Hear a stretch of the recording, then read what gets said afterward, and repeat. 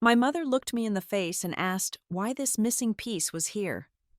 The groom turned pale, like he had seen a secret step out of the shadows. He silenced the room, telling them to shut up because he knew exactly who I was. The way he spoke sounded like he had met me in a place nobody wants to remember. This night would not just ruin a wedding but pull down a lie that lasted 9 years. My name is Gabriella Fox.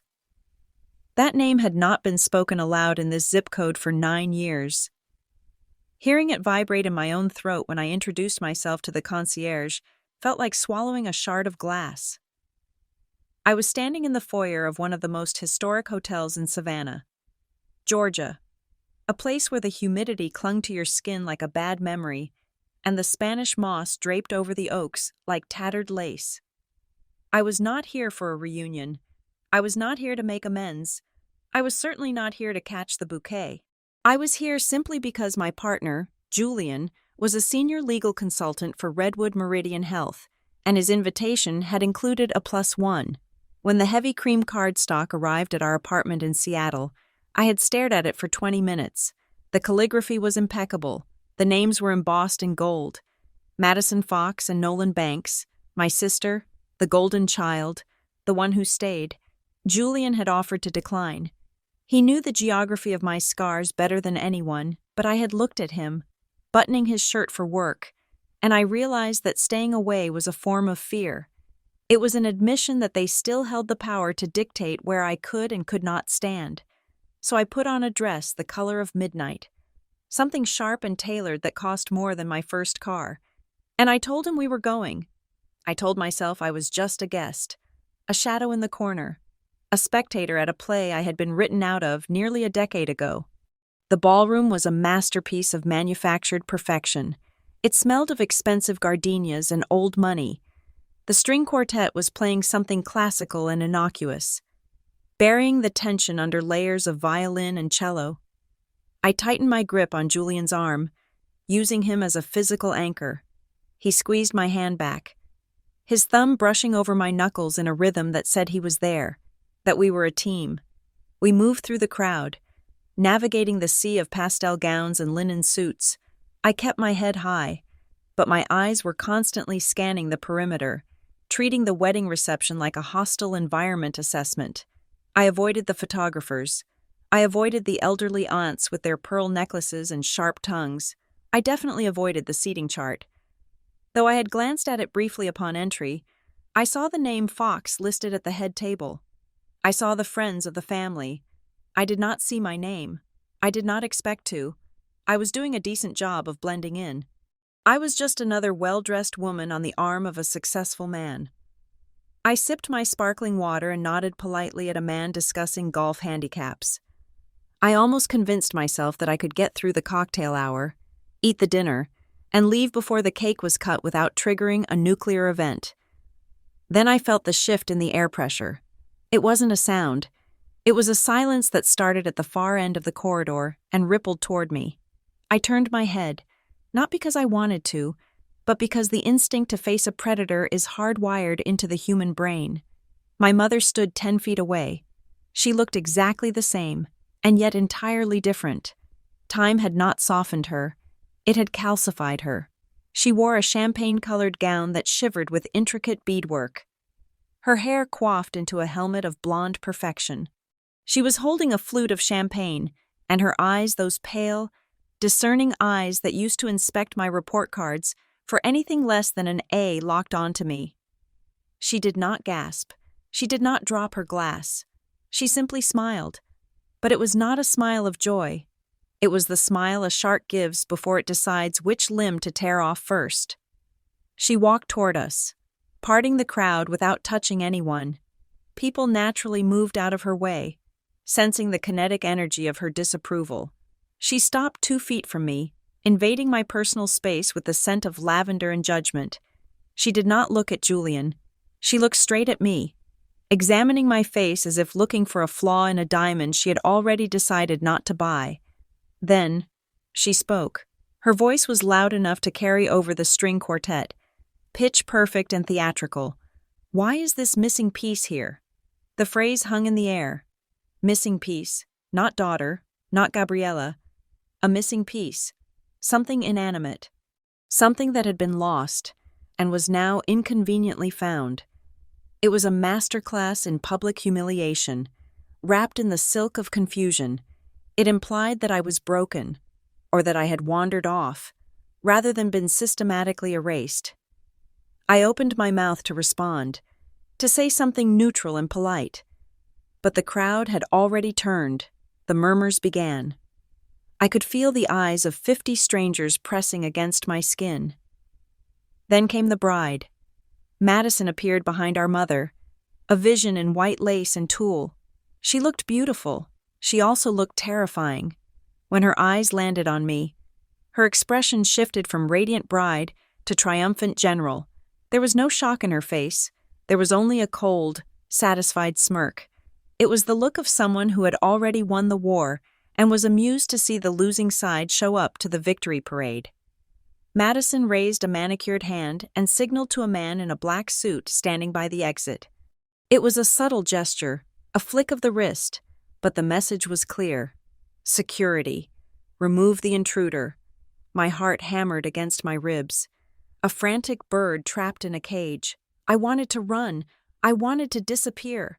But I forced my feet to stay planted on the hardwood floor. I was 30 years old. I was a professional. I was not the scared 18-year-old girl they had thrown to the wolves. Then the groom stepped into the circle. Nolan Banks. I had never met him. I had only seen his picture on the wedding website I had obsessively checked 3 months ago. He was tall, with the kind of jawline that suggested a strong moral compass and the expensive haircut of a man who worked in high finance.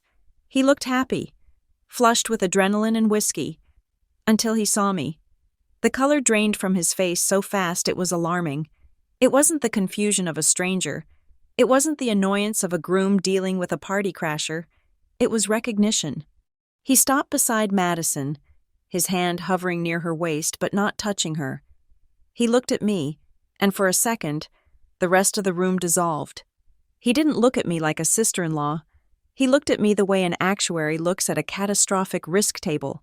He looked at me the way a detective looks at a piece of evidence that ruins the entire theory of the crime.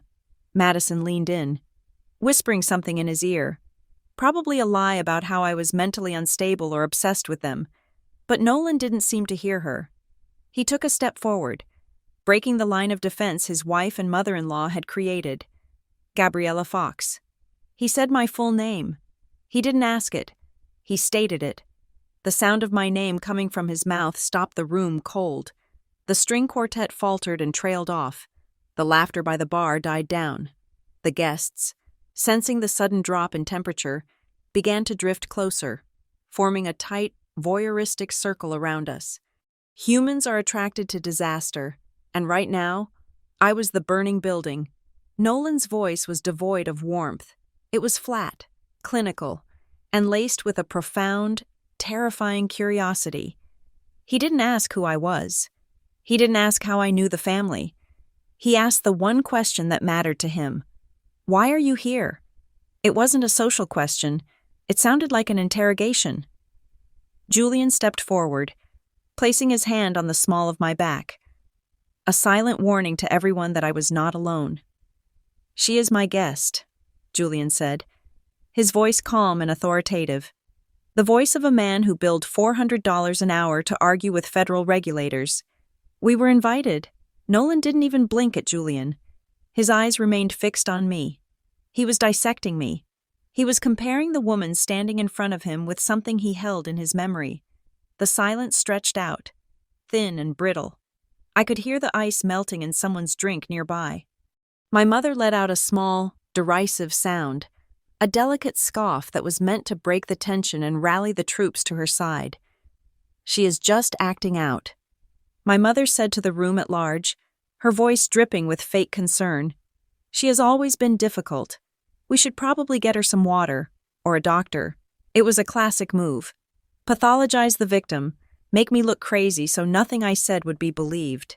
Madison nodded vigorously, clutching her bouquet like a weapon, but Nolan held up a hand, just one hand, palm out, silencing his new wife and his mother-in-law.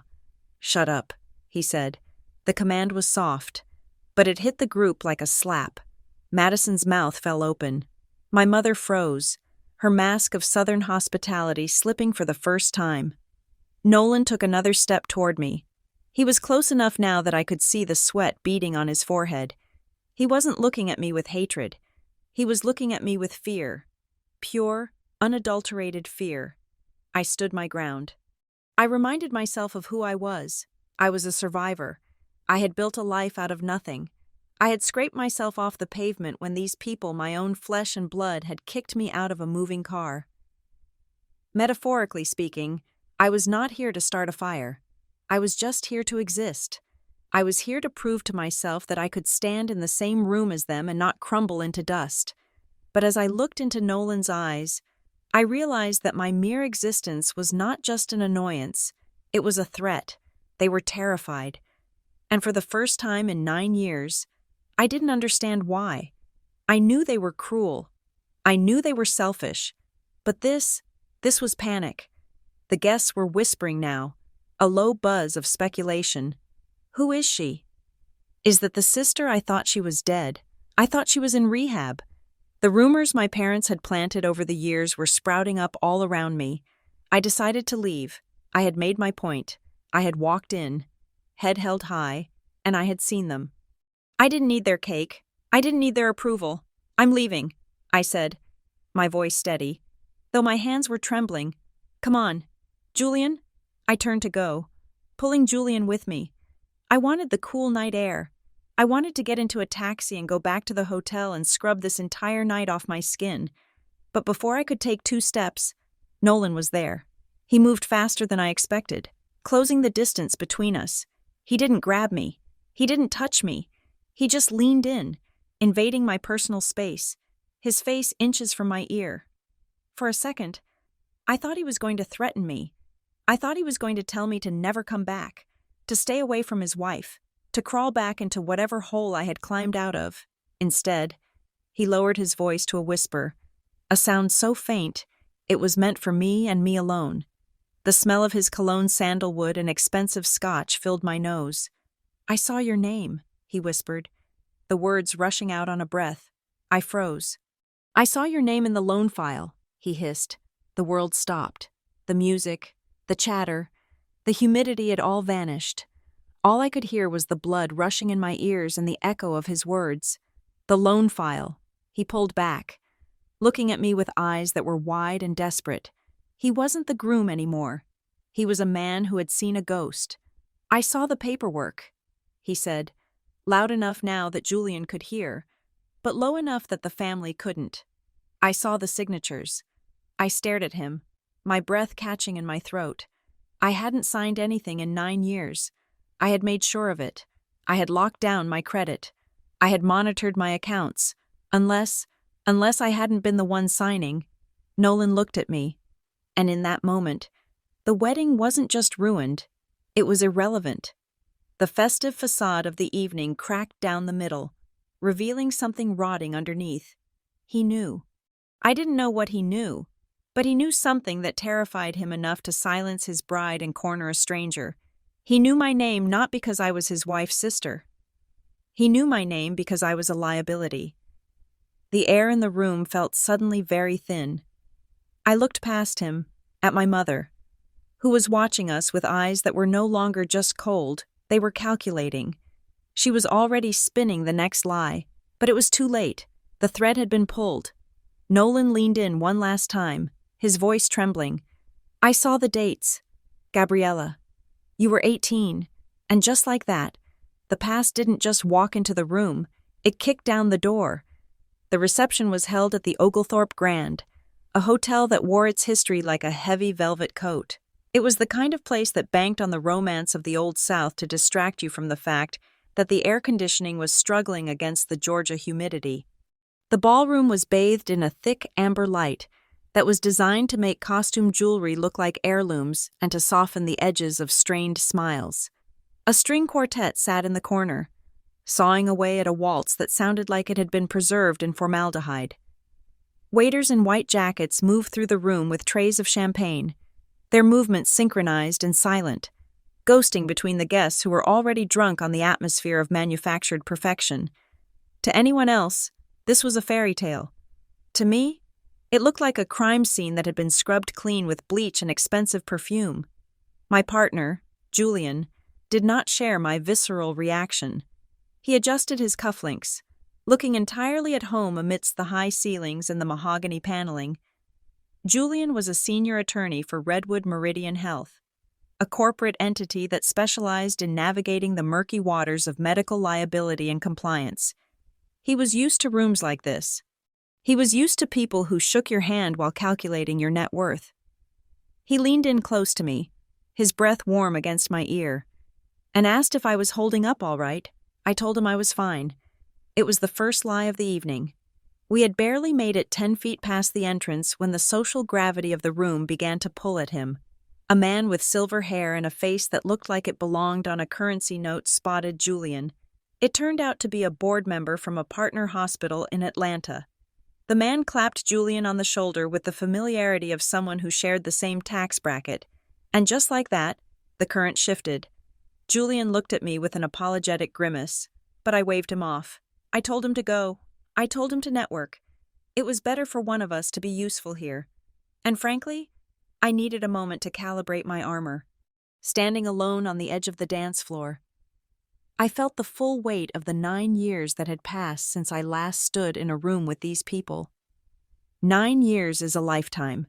It is enough time for cells to regenerate, for debts to be accrued, and for a girl who was kicked out with a trash bag of clothes to become a woman who runs a compliance firm. But standing here, watching the light catch the crystals of the chandeliers, I felt a phantom ache in my chest. It was the foolish, resilient hope of a child. I caught myself thinking that maybe, just maybe, they would be polite. I did not need them to be kind. I just needed them to be civil. I made the mistake of drifting too close to a cluster of aunts and cousins near the open bar. They were standing in a tight circle, acting as a phalanx of gossip. I turned my back to them, pretending to admire a floral arrangement of white hydrangeas, but their voices carried. They were not whispering, they were broadcasting. One voice, belonging to my Aunt Sheila, cut through the ambient noise. She said that Madison had finally done it. She said that Madison had married someone of the right caliber. The implication hung there, heavy and undeniable, the right caliber, as opposed to me.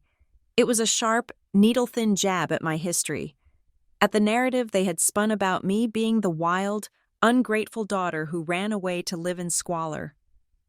I moved away, my heels clicking on the parquet floor, but the room itself seemed determined to remind me of my place. A large easel near the entrance displayed a blown-up photograph of the happy couple, flanked by paragraphs of text extolling the virtues of the joining families. I read the bio for my parents. It described them as pillars of the community, patrons of the arts, and devoted parents who had sacrificed everything for the success of their children. Devoted parents. The words tasted like ash.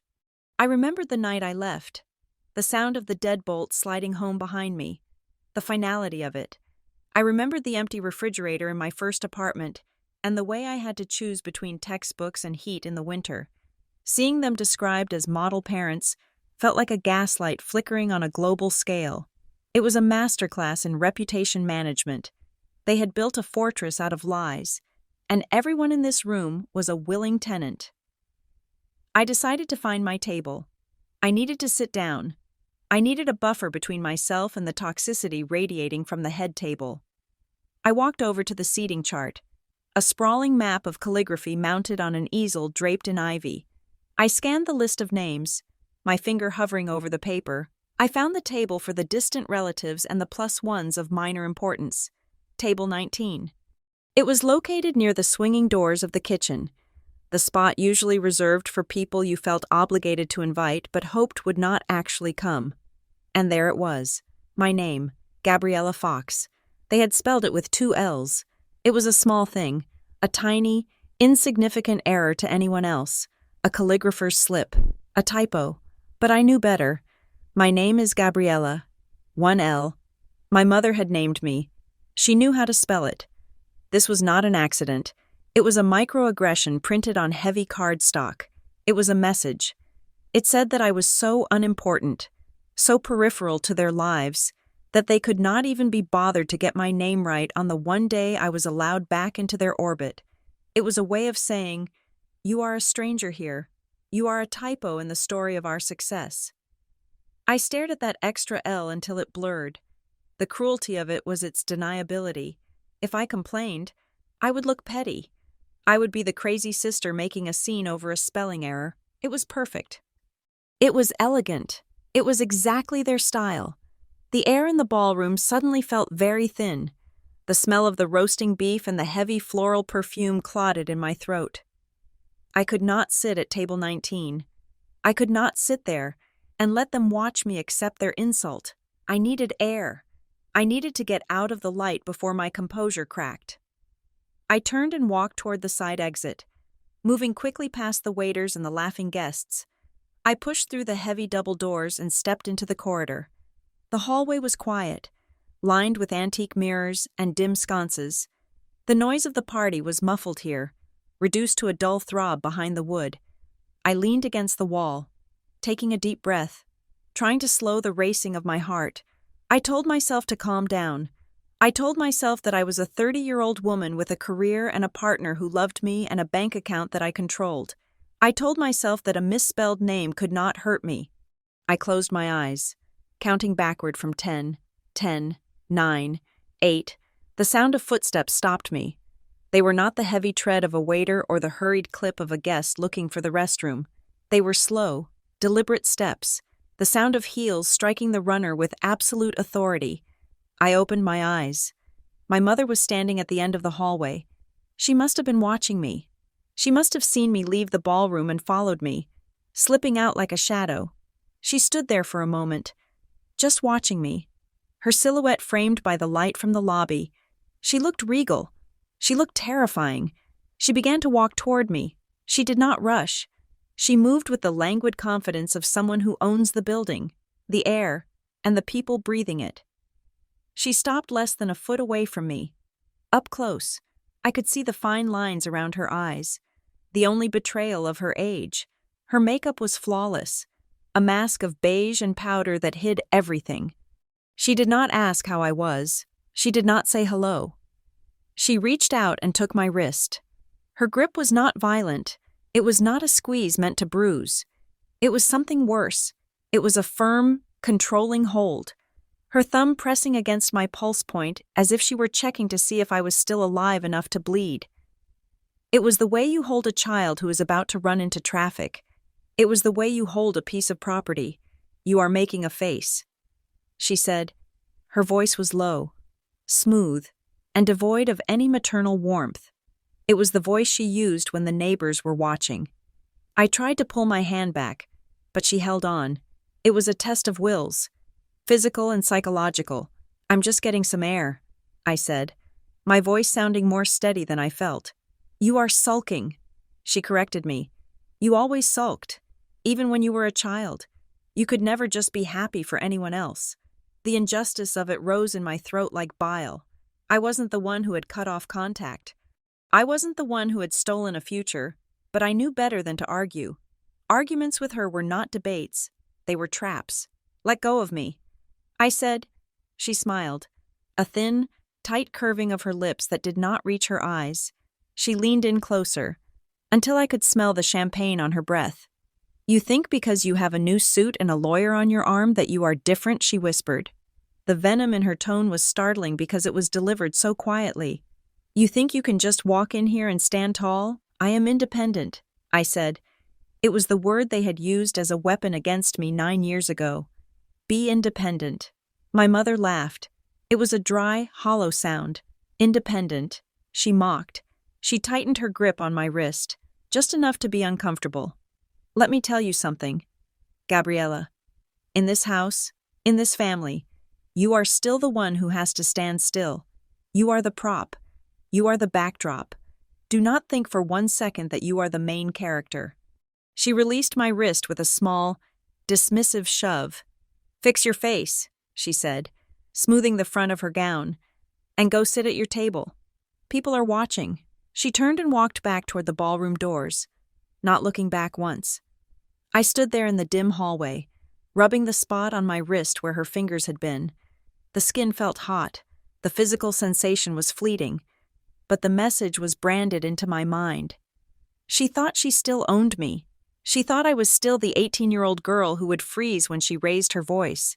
She thought she could misspell my name and shove me to the back of the room and tell me to stand still. I looked at my reflection in the antique mirror on the wall. My eyes were wide, but they were not wet. I wasn't crying.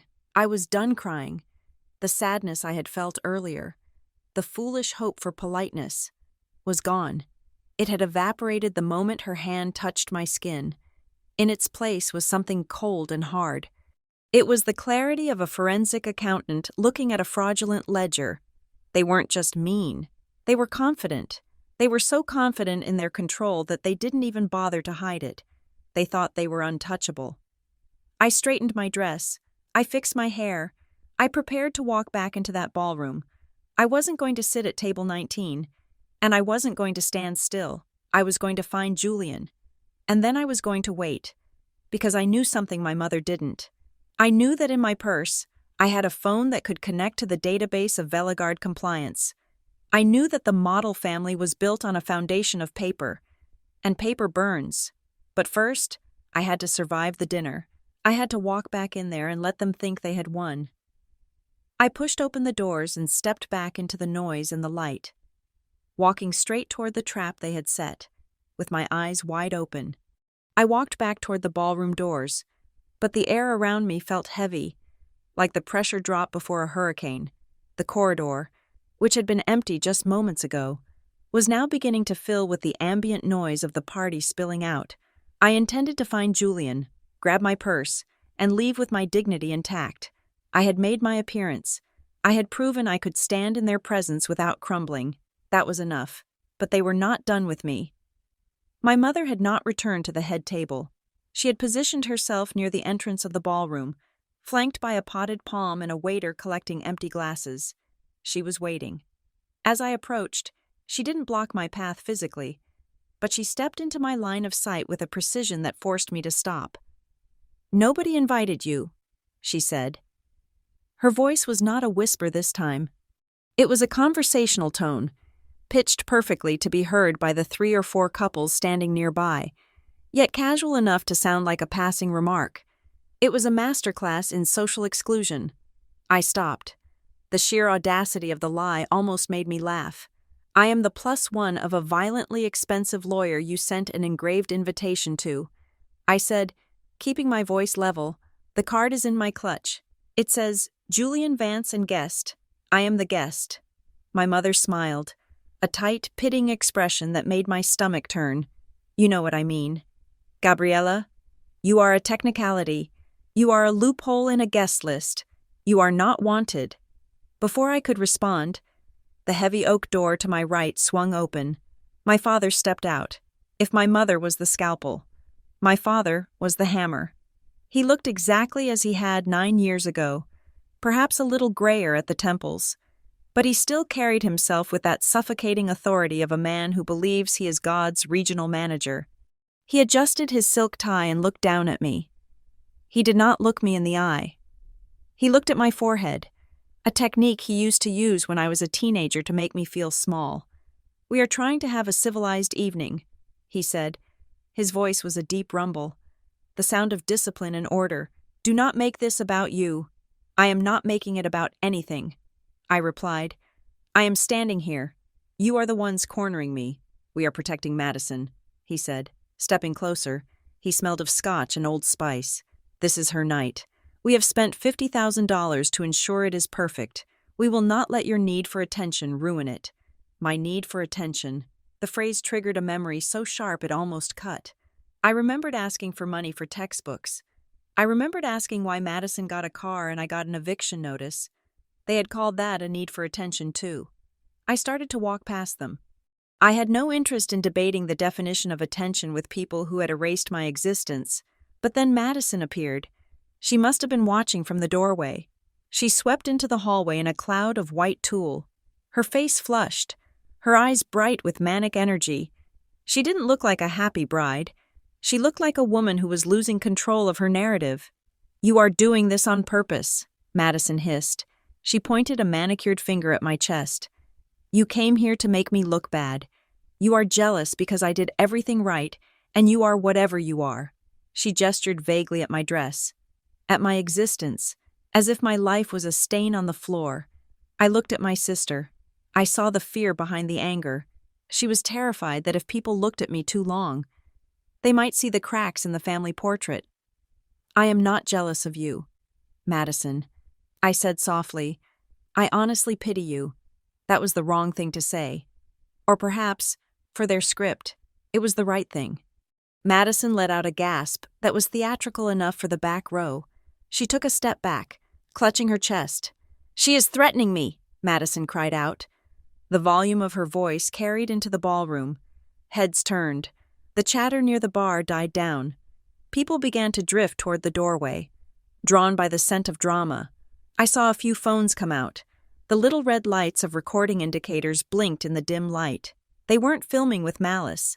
They were filming because in the modern world, a bride screaming at a wedding is content. It is entertainment. I realized then that this was a trap. They didn't want me to leave quietly. They wanted a scene. They wanted me to scream back. They wanted me to look like the unstable, bitter sister, so that whatever I said later, whatever truths I held would be dismissed as the ravings of a lunatic. I clamped my mouth shut.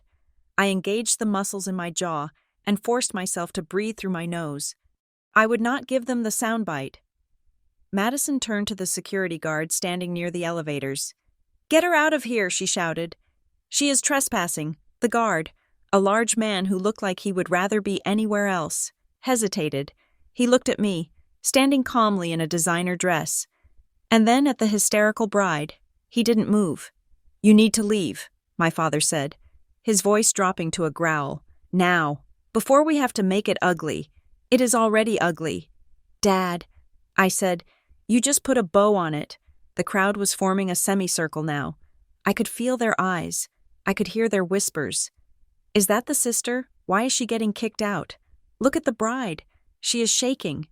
I was alone in the center of the circle, a tribunal of 3 against 1. Then, a hand settled on my shoulder. It was heavy, warm, and solid. I didn't flinch. I knew that touch. Julian stepped up beside me. He didn't look at my family. He looked at the security guard. Then he scanned the crowd, making direct eye contact with the people holding phones. His expression was not angry. It was the bored, unimpressed look of a lawyer who charges $600 an hour to dismantle people like this. "Is there a problem?" Julian asked. His voice was calm, but it projected. It cut through Madison's histrionics like a knife. My mother's face changed instantly. The sneer vanished.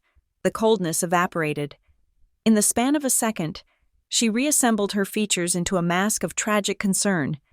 She reached out and touched Julian's arm, her fingers fluttering like a nervous bird. "Oh, Julian," she said, her voice trembling with fake emotion. "We are just so worried. Gabriella is having one of her episodes." I stiffened. "Episodes. We just want her to go rest," my mother continued, looking at the crowd with wide, pleading eyes. She has always been so sensitive. "We didn't want to upset her, but you know how she gets when she is off her routine. It was brilliant. It was evil. With 2 sentences. She had invalidated my entire existence.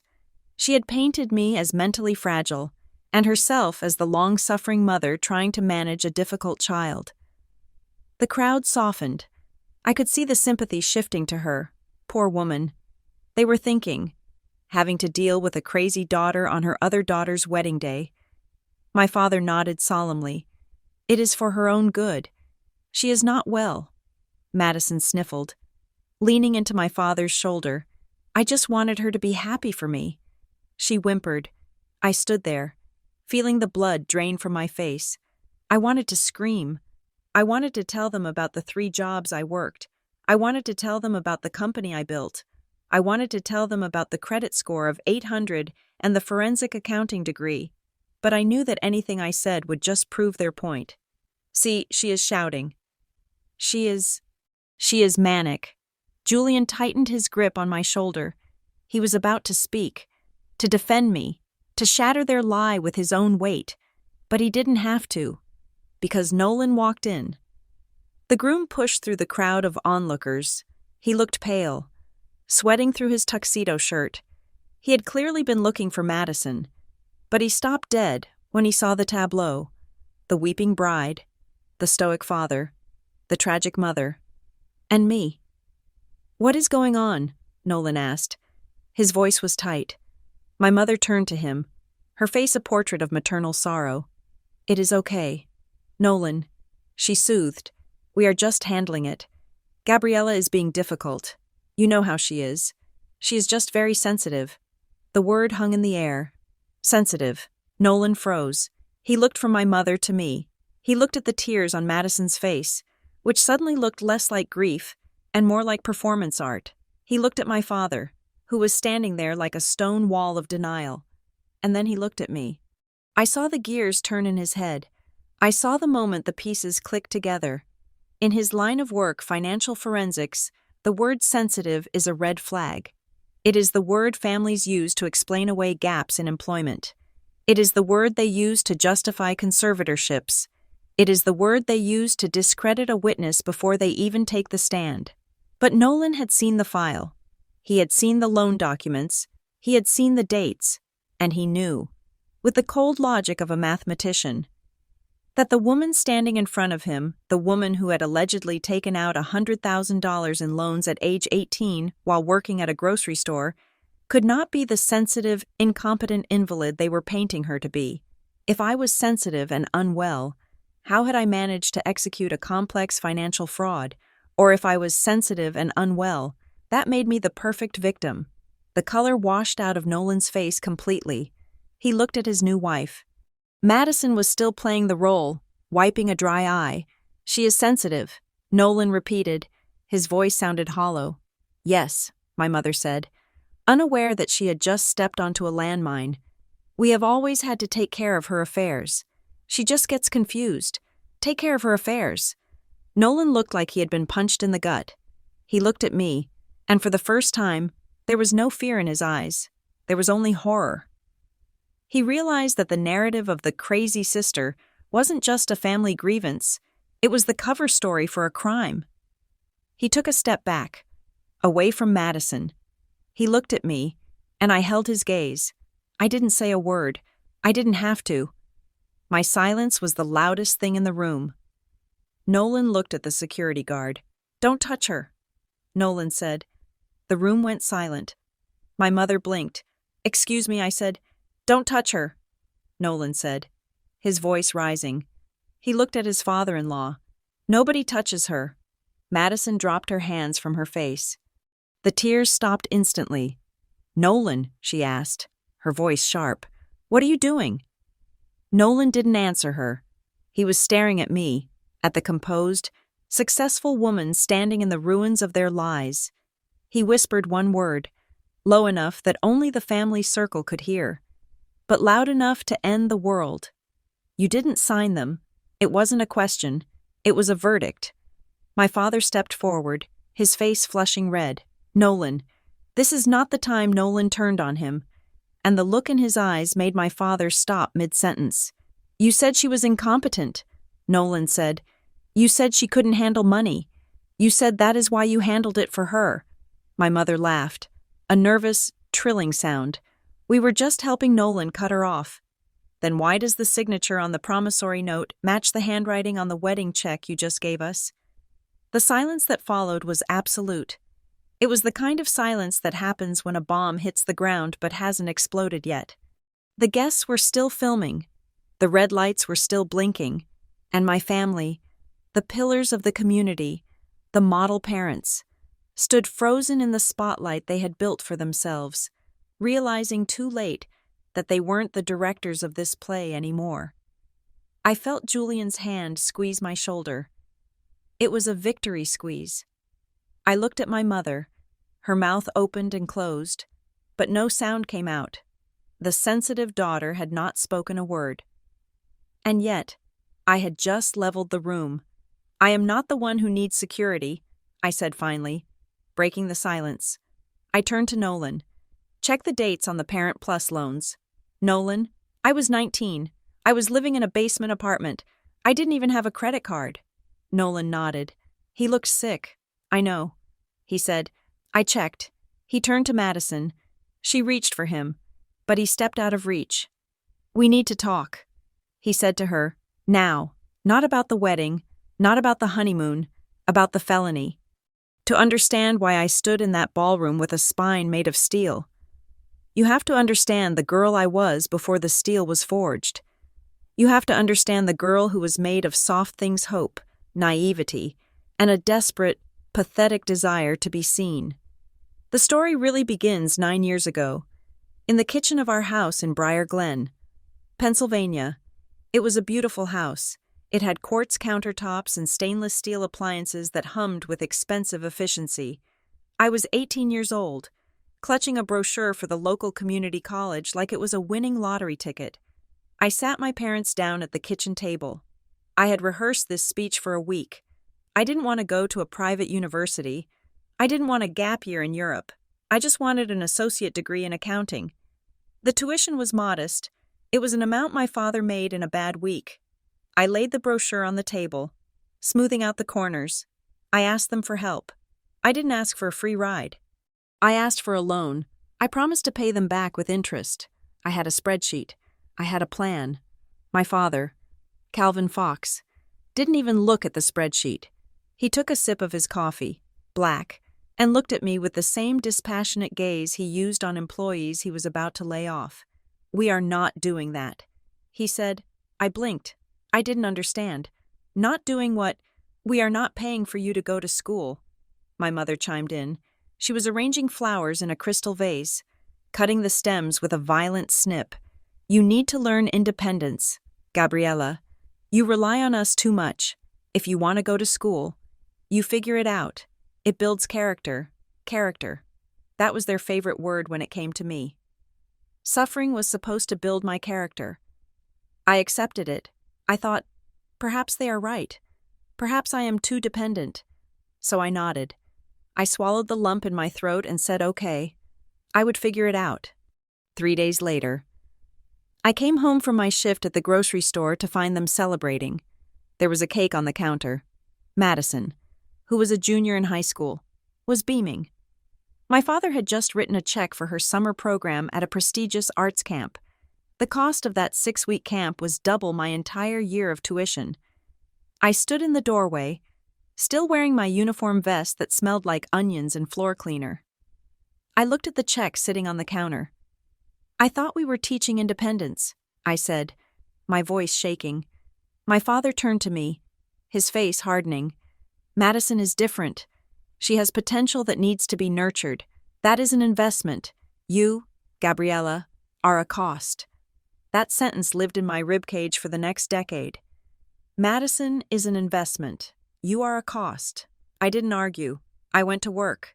I worked the checkout line at the grocery store during the day and picked up shifts at a diner on the highway at night. I saved every dollar that didn't go to gas or tampons. I was tired all the time. My hands were dry and cracked from handling cardboard boxes and sanitizer. But independence came with a price tag I hadn't expected. A month after I started working full-time, my mother put a piece of paper on my placemat at dinner. It was an invoice. Rent, she said, cutting her steak, utilities, food, usage of the car. I stared at the number. It was 70% of my paycheck. You live here, you contribute. My father said, welcome to the real world. I paid it. I handed over envelopes of cash every Friday. Watching my college fund dwindle to nothing, I was paying to live in a house where I wasn't wanted. I was a tenant who was also expected to scrub the bathrooms and mow the lawn. When I told them I was going to move out, that I could find a room in a shared apartment for half of what they were charging me, my father exploded. You will fail, he shouted, slamming his hand on the table. You go out there, Gabriella, and you will be eaten alive. You have no skills. You have no degree. You will come crawling back here in a month, and I will not open the door. It wasn't a warning. It was a curse. He wanted me to fail. He needed me to fail so that his worldview that I was the weak link would remain intact. But I did not fail. I got quieter. I got smarter. I started going to the public library on my breaks. I read books on tenant law. I read books on personal finance. I learned how to file taxes. I learned how to read a lease agreement. I learned that you could live on rice and frozen vegetables for less than $10 a week. I stopped being their daughter and started being a sleeper agent in enemy territory. I needed a co-signer for an apartment. I knew my parents would never do it, so I called Derek Morrow. Uncle Derek was a distant cousin on my father's side, the black sheep of the family because he chose to be a mechanic instead of a corporate shark. He met me at a diner. His hands stained with grease. He listened to my story. He looked at my budget. He looked at the bruises under my eyes from lack of sleep. He signed the lease papers without hesitating. "You are a good kid." "Gabby," he told me, "but listen to me. There is something wrong in that house. It is not just strictness. It is something else. Keep your eyes open." I took his advice. I started paying attention. I noticed that my mail was often opened before I got to it.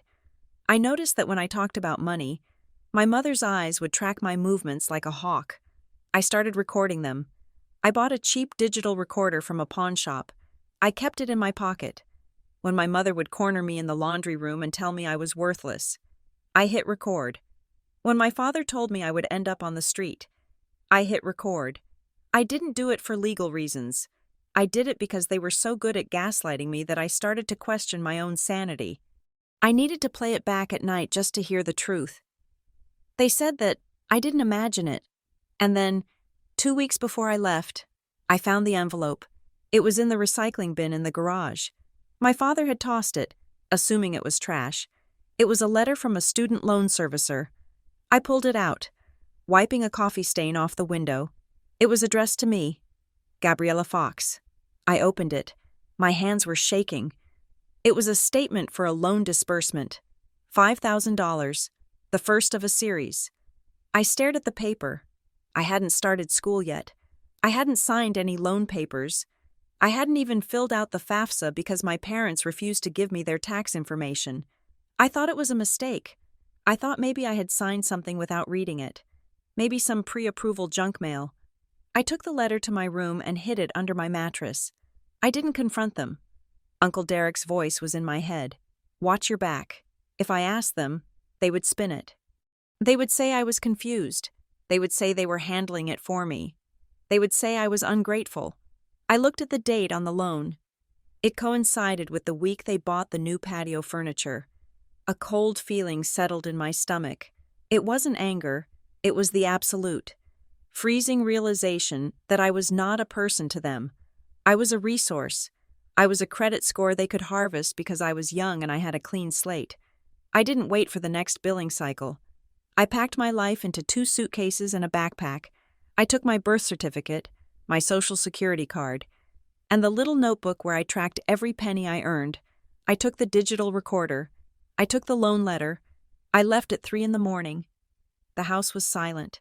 The only sound was the hum of the refrigerator that I had paid to stock. I stood in the foyer for a moment. I looked at the family photos on the wall. There were dozens of Madison.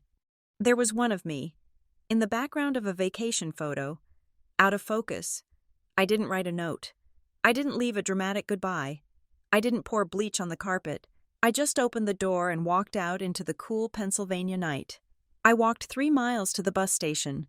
As I sat on the bench, waiting for the first bus to take me to the apartment Uncle Derek had helped me get, I made a promise to the universe. I promised that I would never ask them for a single thing again, not for money, not for help, and most importantly, I would stop asking them to love me.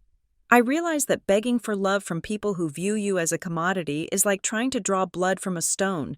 You just end up breaking your own hands. I got on the bus. I didn't look back. And for 9 years, I kept that promise. I survived. I thrived. I built a life that had nothing to do with the name Fox. But as the bus pulled away, I touched the pocket of my jeans where the loan letter was folded. I didn't know then how deep the rot went.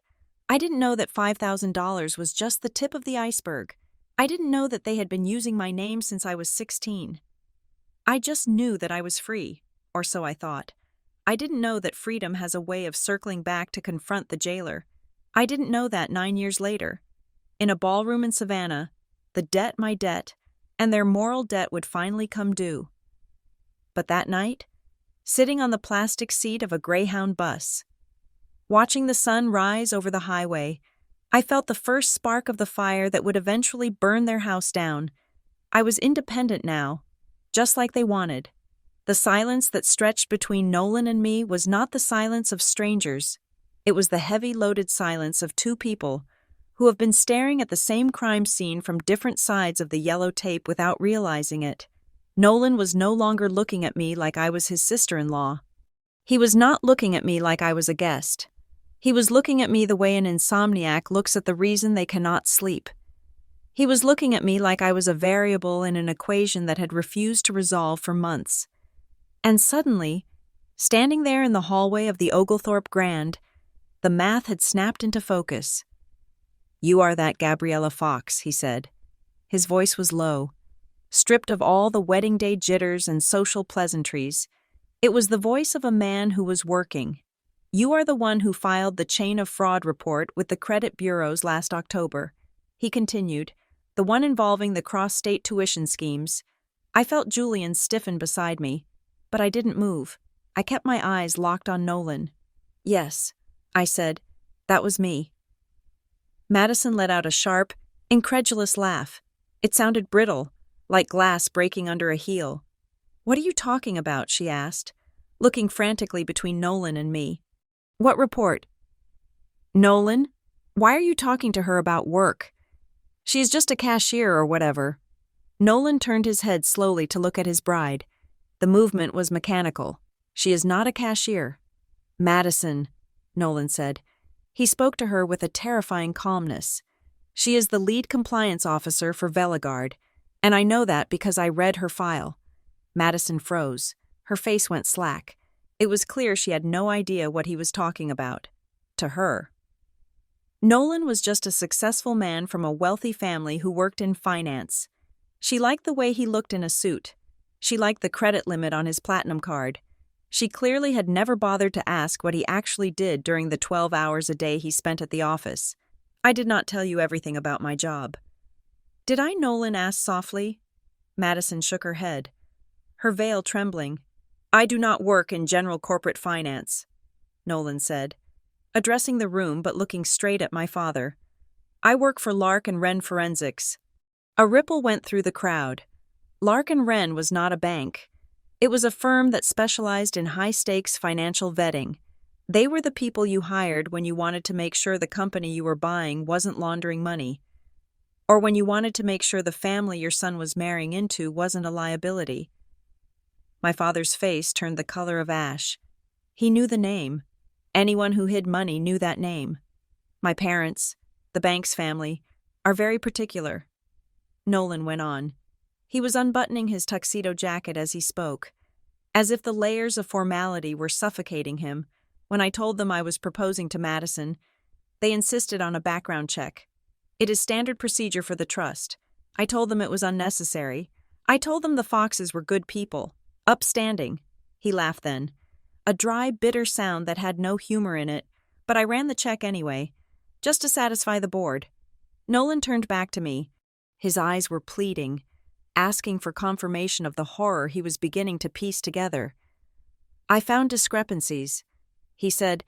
"I found social security numbers that were flagged for rapid credit cycling. I found addresses that didn't match, but every time I asked your father about it, he had an explanation, a clerical error, an accountant who was fired for incompetence. He was very convincing." He looked at my father, and the betrayal in his eyes was raw. I wanted to believe him. Nolan said, "Because I loved your daughter. So I buried the flags. I told the firm that the Fox family was clean."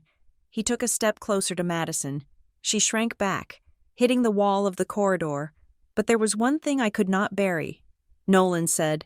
"There was a report from a compliance firm in Seattle, Veligard. It detailed a pattern of identity theft involving student loans. It was anonymous, redacted, but the patterns matched. I spent nights staring at that file. I wondered who the victim was." He pointed at me. "It was you." The hallway was deadly quiet. The ambient noise of the party had faded into a dull buzz that seemed miles away. We were in a vacuum. Madison tried to rally. She tried to pull up the mask that had served her so well for 26 years. She straightened her spine and put on her best offended heiress face. "This is ridiculous," she spat. "You are going to let her ruin our wedding with some conspiracy theory." "She is jealous."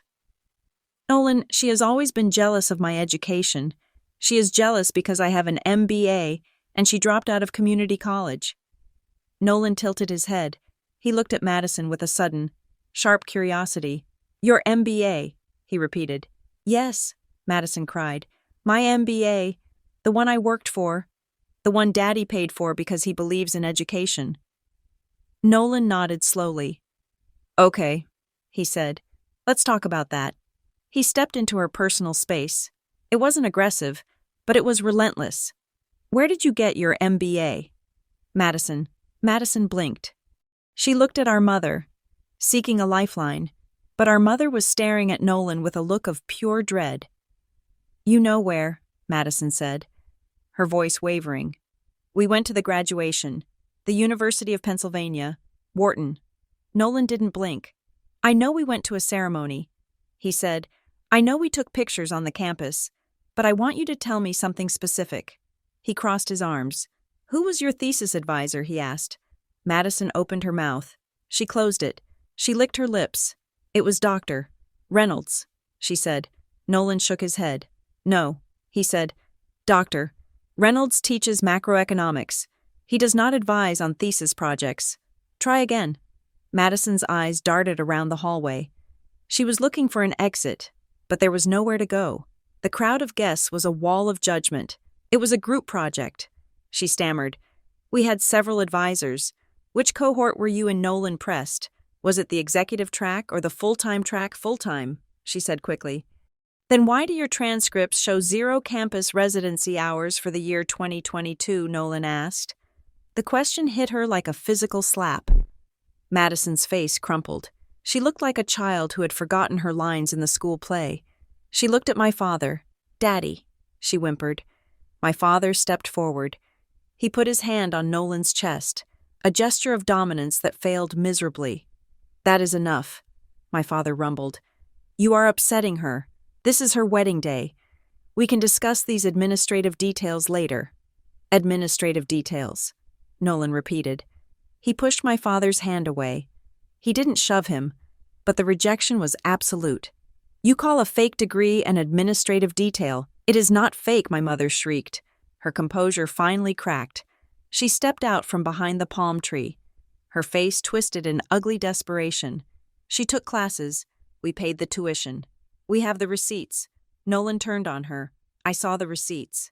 "Joyce," he said, "I saw checks for $50,000 written to a shell company in Delaware that lists a P.O. box as its headquarters.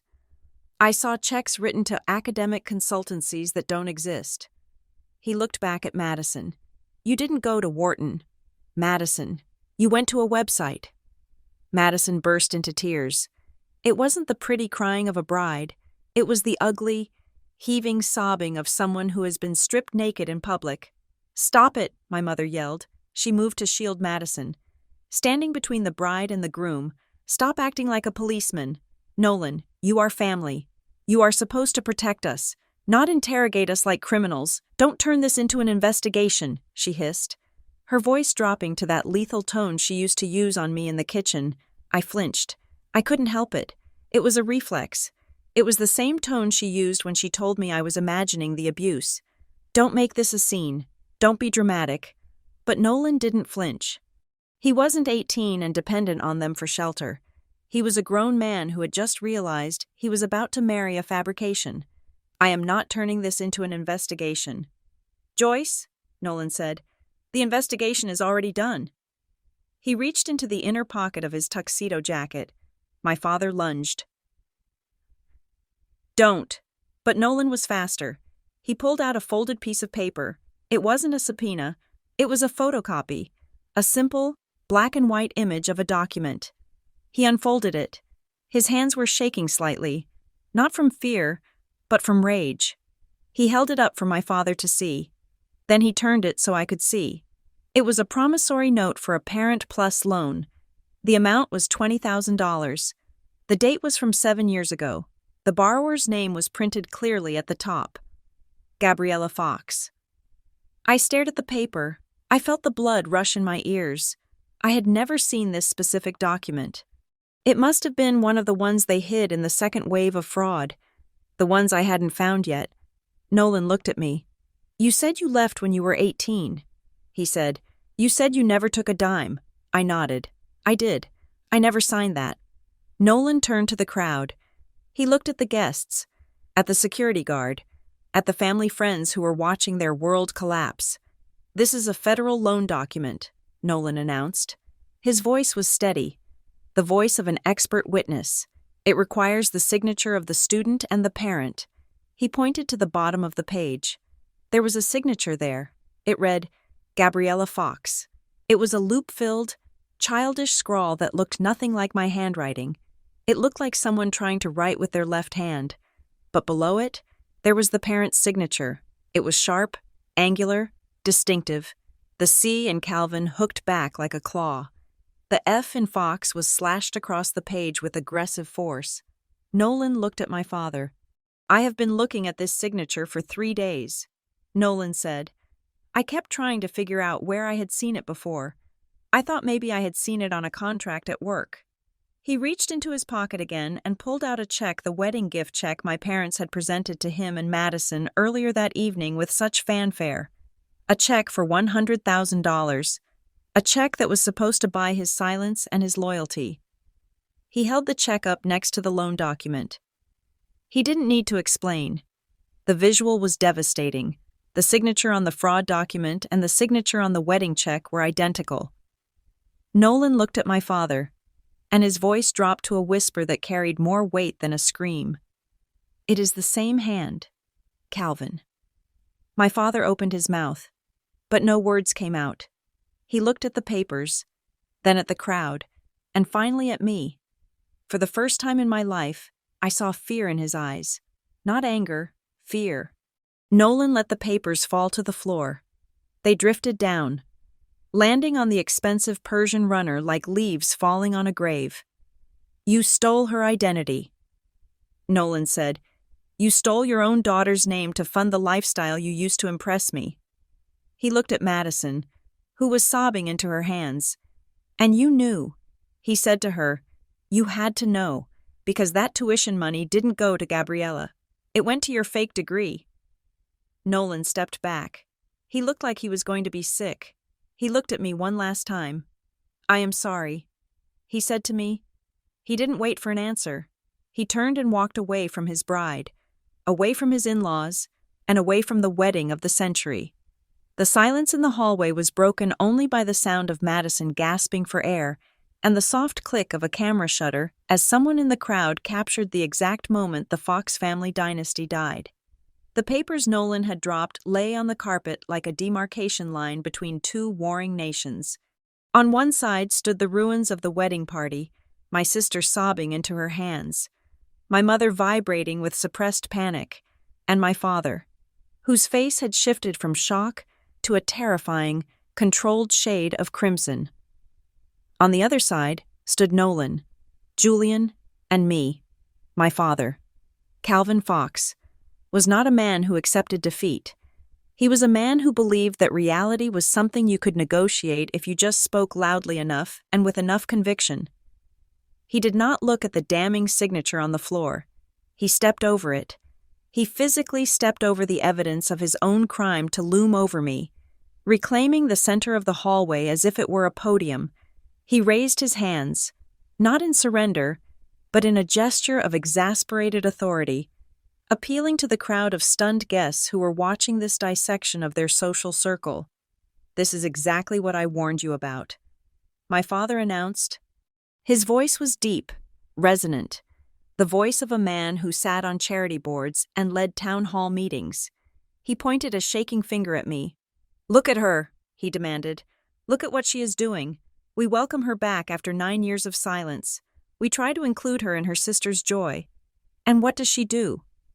She brings forged documents. She brings drama. She brings shame to this family because she cannot stand to be the one on the outside." He turned his gaze on me, and his eyes were cold, hard stones. "You are ungrateful, Gabriella. You have always been ungrateful. We gave you everything. We put a roof over your head.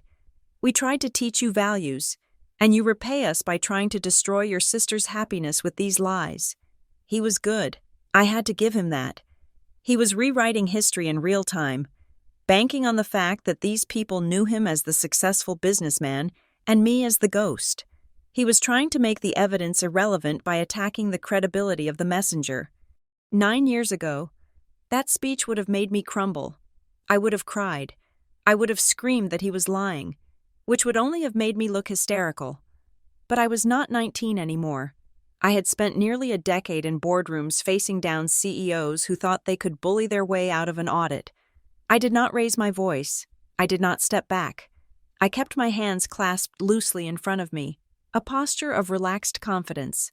I am not here to ruin anything. "Dad," I said. My voice was low, but in the hush of the corridor, it carried to the back of the crowd. "I did not bring those documents. Your son-in-law did." I gestured to the papers on the floor. "I did not forge your signature." I continued. "You did. And you did it because you thought I would never be smart enough or important enough to catch you." My father's jaw tightened. "You are a liar." He spat. "You are a toxic, jealous girl who—" "Stop," I said. It wasn't a shout. It was a command. "Stop making up stories about me to strangers." I said, "It is embarrassing. Not for me. For you." Nolan was watching this exchange with a look of dawning horror. He was seeing the dynamic for the first time without the filter of love or trust. He was seeing how effortless the pivot was for them. He watched my father switch from loving patriarch to vicious prosecutor in the span of a heartbeat. He realized that this was not a one-time lapse in judgment. This was a system. This was how the Fox family operated. They didn't solve problems. They destroyed the people who pointed them out. My mother saw that Calvin's aggression wasn't working on Nolan, so she tried to flank us. She moved toward the guests, her hands fluttering. "Please, everyone," she pleaded, her voice trembling with manufactured fragility. "This is a family matter. Gabriella has had a hard life. She is confused. We just want to get her some help." She was doubling down on the mental instability narrative. It was their fail-safe. If I was crazy, then the signature didn't matter. The fraud didn't matter. It was all just the delusion of a sick girl. Julian stepped forward then. He had been silent for most of the confrontation, acting as a physical shield. But Julian Vance did not like bullies, and he particularly disliked people who insulted his partner. He adjusted his glasses and looked at my father with the same expression he wore when he was about to dismantle a hostile witness. "You keep calling her confused," Julian said. His tone was conversational, almost polite. "You keep implying she is a failure who needs your help." My father glared at him. "Who are you?" "I am the person who knows exactly who she is," Julian replied. He turned to the crowd, addressing the guests. "The investors, the people who mattered to my parents' reputation. Gabriella isn't just a guest," Julian said clearly. "She is the co-founder and lead forensic auditor for Veligard Compliance based in Seattle." A murmur went through the crowd. Veligard. It was a fictional name in the grand scheme of the world, but in the specific, high-stakes universe of corporate finance where many of these guests lived, it meant something. Veligard was the firm you called when you suspected your CFO was embezzling. It was the firm that had taken down a major tech startup in Silicon Valley the previous year for payroll fraud. Julian let the name sit in the air for a second.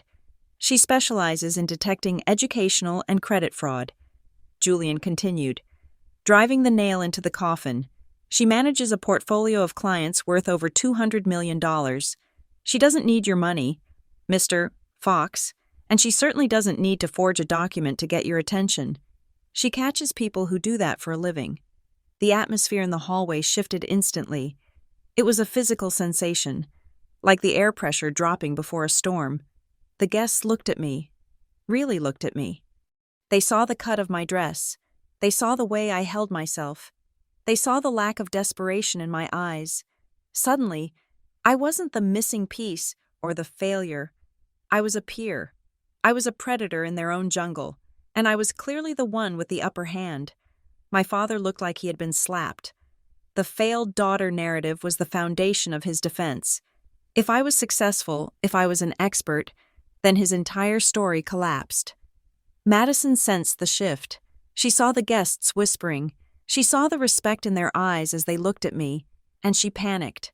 She broke away from the wall and lunged toward Nolan, grabbing his arm. Her grip was desperate, her nails digging into his tuxedo jacket. "Nolan, don't listen to them," she cried out, her voice pitching up into a shriek. "They are lying. She is lying." She pointed at me, her hand shaking. "She is unstable," Madison screamed. "She has always been unstable. She is off her medication. That is why she is making this up. She is trying to scare you." It was a desperate, ugly gamble. She was trying to override the logic of my career with the stigma of mental illness. She was trying to scare Nolan into thinking he was dealing with a dangerous person. Nolan looked down at her hand on his arm. He didn't pull away this time.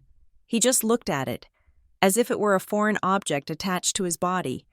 Then he looked at her face. "If she is unstable," Nolan said quietly. "Why does she have the documents?" Madison blinked, tears streaming down her face, ruining her professional makeup. "Because she forged them," Madison yelled. "Because she is obsessed with me." Nolan shook his head slowly. "And the degree?" Nolan asked. "The MBA? Is that forged too?" Madison froze. Nolan's voice was gentle, which made it all the more terrifying. "If you are the victim here, Madison, and she is just the crazy sister, then just answer the question. Tell me the name of one class you took your final year. Just one." The hallway went silent again. Every eye was on the bride. It was a simple question, a question anyone who had spent 2 years in a graduate program could answer in their sleep. Madison opened her mouth. Her eyes darted to our mother, then to our father. "I took marketing." She stammered. "Marketing," Nolan repeated. "That is a subject, not a class name." "It was advanced marketing," Madison tried. Nolan closed his eyes for a second. The pain on his face was real. He wasn't enjoying this. He was watching the woman he loved dissolve into a puddle of lies. "There is no class called advanced marketing in that program," Nolan said softly. He looked at my parents. "She didn't go. Did she?" he asked them. "You took the money for Gabriella's tuition. You took the loans in Gabriella's name. And you used it to buy Madison a transcript from a diploma mill so she could land a husband. My mother stepped in then. She realized Madison was drowning. And she did what she always did. She tried to change the venue. "Nolan, please," she said, forcing a bright, brittle smile. Her eyes were wide, signaling a desperate need to maintain appearances. "We cannot discuss this here. The guests are watching. The cake is about to be cut." She reached out, trying to herd us like wayward sheep. "Let's just go into the bridal suite," she suggested, her voice dropping to a conspiratorial whisper. "We can sit down. We can have some water. We can explain everything. It is just a big misunderstanding. We don't want to make a scene in front of the partners." She gestured toward the ballroom doors, where the band had started playing a nervous, upbeat jazz number to cover the tension. "Come on," she urged. "Everyone inside." It was the ultimate Fox family maneuver. Take it inside, hide it, bury it. If we went into that room, they would gaslight us. They would cry. They would offer money. They would threaten. They would do whatever it took to spin the story until up was down and black was white. I looked at Nolan. He was wavering, not because he believed them, but because the social pressure was immense. He was a man who hated scenes. He wanted to believe there was an explanation. I knew I had to hold the line. If we went into that room, the truth would die there. "I am not going anywhere with you," I said. My mother turned to me, her eyes flashing with genuine hatred. "You will do as you are told," she hissed. "No," I said. "I won't. I am not your child anymore. And I am not your victim." I checked my watch. It was 9:15. At that exact moment, My clutch purse buzzed against my hip. It was a single, sharp vibration. I pulled my phone out. The screen lit up with a text message. It was from Derek Morrow, my uncle, the mechanic, the black sheep, the man who had saved my life with a signature on a lease 9 years ago. I read the message. It was short. It was 3 sentences that changed the tactical landscape of the entire night. I am at the front desk. I have the box. I am coming up. I looked up from the phone. I looked at my father, who was still trying to intimidate Julian. I looked at my mother, who was trying to pull Madison together. They thought this was just about a signature on a loan document. They thought this was just about a fake degree. They thought they were dealing with a daughter who had stumbled onto one piece of paper. They didn't know about the box. I slipped the phone back into my purse. I felt a cold calm settle over me, the kind of calm that comes right before the gavel comes down. "You are right, Mother," I said. She blinked, surprised by my sudden agreement. "We should clear this up," I said, "but we don't need to go to the bridal suite." I looked toward the elevators at the end of the hall. The doors were sliding open. "The help is arriving," I said. My father frowned. "What are you talking about?" I pointed to the figure stepping out of the elevator. Uncle Derek looked out of place in the Oglethorpe Grand. He was wearing a suit that was 20 years out of style and boots that had seen better days. But he was carrying a cardboard banker's box in his arms like it was the Ark of the Covenant. He saw me. He nodded, and he started walking down the hall, the sound of his boots heavy and rhythmic on the floor. My father saw him, and for the second time that night, the blood drained from his face. "Derek," my father whispered. I smiled. It wasn't a nice smile. He brought the rest of the file. "Dad," I said, "the parts you forgot to shred." Uncle Derek did not run. He did not cause a scene. He simply walked down the hallway with the steady, heavy gait of a man who spends his days standing on concrete floors fixing things that other people have broken. He stopped in front of me, ignoring my father's shocked whisper, and ignored my mother's terrified stare. He looked only at me. He held out a thick manila envelope. It was not sealed. It was worn at the corners, as if it had been handled many times. Read and reread in the quiet of a garage office while someone debated whether to start a war. "Keep it calm." "Gabby," Derek said. His voice was rough, like gravel, but it was the kindest sound I had heard all night. "Just breathe." He placed the envelope in my hands. It felt heavy. It felt like holding a brick made of lead. My father took a step toward us. His face was regaining some of its color, the red flush of anger returning. "Derek," my father boomed, "I do not know what you think you are doing, but you are not part of this family anymore. You have no business here. Give me that." He reached for the envelope. Julian stepped in, intercepting my father's hand with his own arm. It was a gentle block, but firm. "Let her read it," Julian said. I opened the clasp. My fingers were surprisingly steady. I reached inside and pulled out a stack of papers. They were copies, but the quality was clear. The top document was a master promissory note for a federal student loan. The date stamped in the corner was from 8 years ago. The amount was $12,000. I held it up so Nolan could see it. "Look at the address." "Nolan," I said. Nolan leaned in. He squinted at the borrower's section. It listed my name, Gabriella Fox, but under the address field. It did not list the drafty studio apartment on 4th Street where I had been living at the time. It did not list the address where I was eating ramen noodles and sleeping in a winter coat to save on heating bills. It listed 42 Willow Creek Drive, my parents' house. I was not living there. I said, my voice cutting through the silence. I had been gone for a year. I was filing my own taxes. I had my own lease.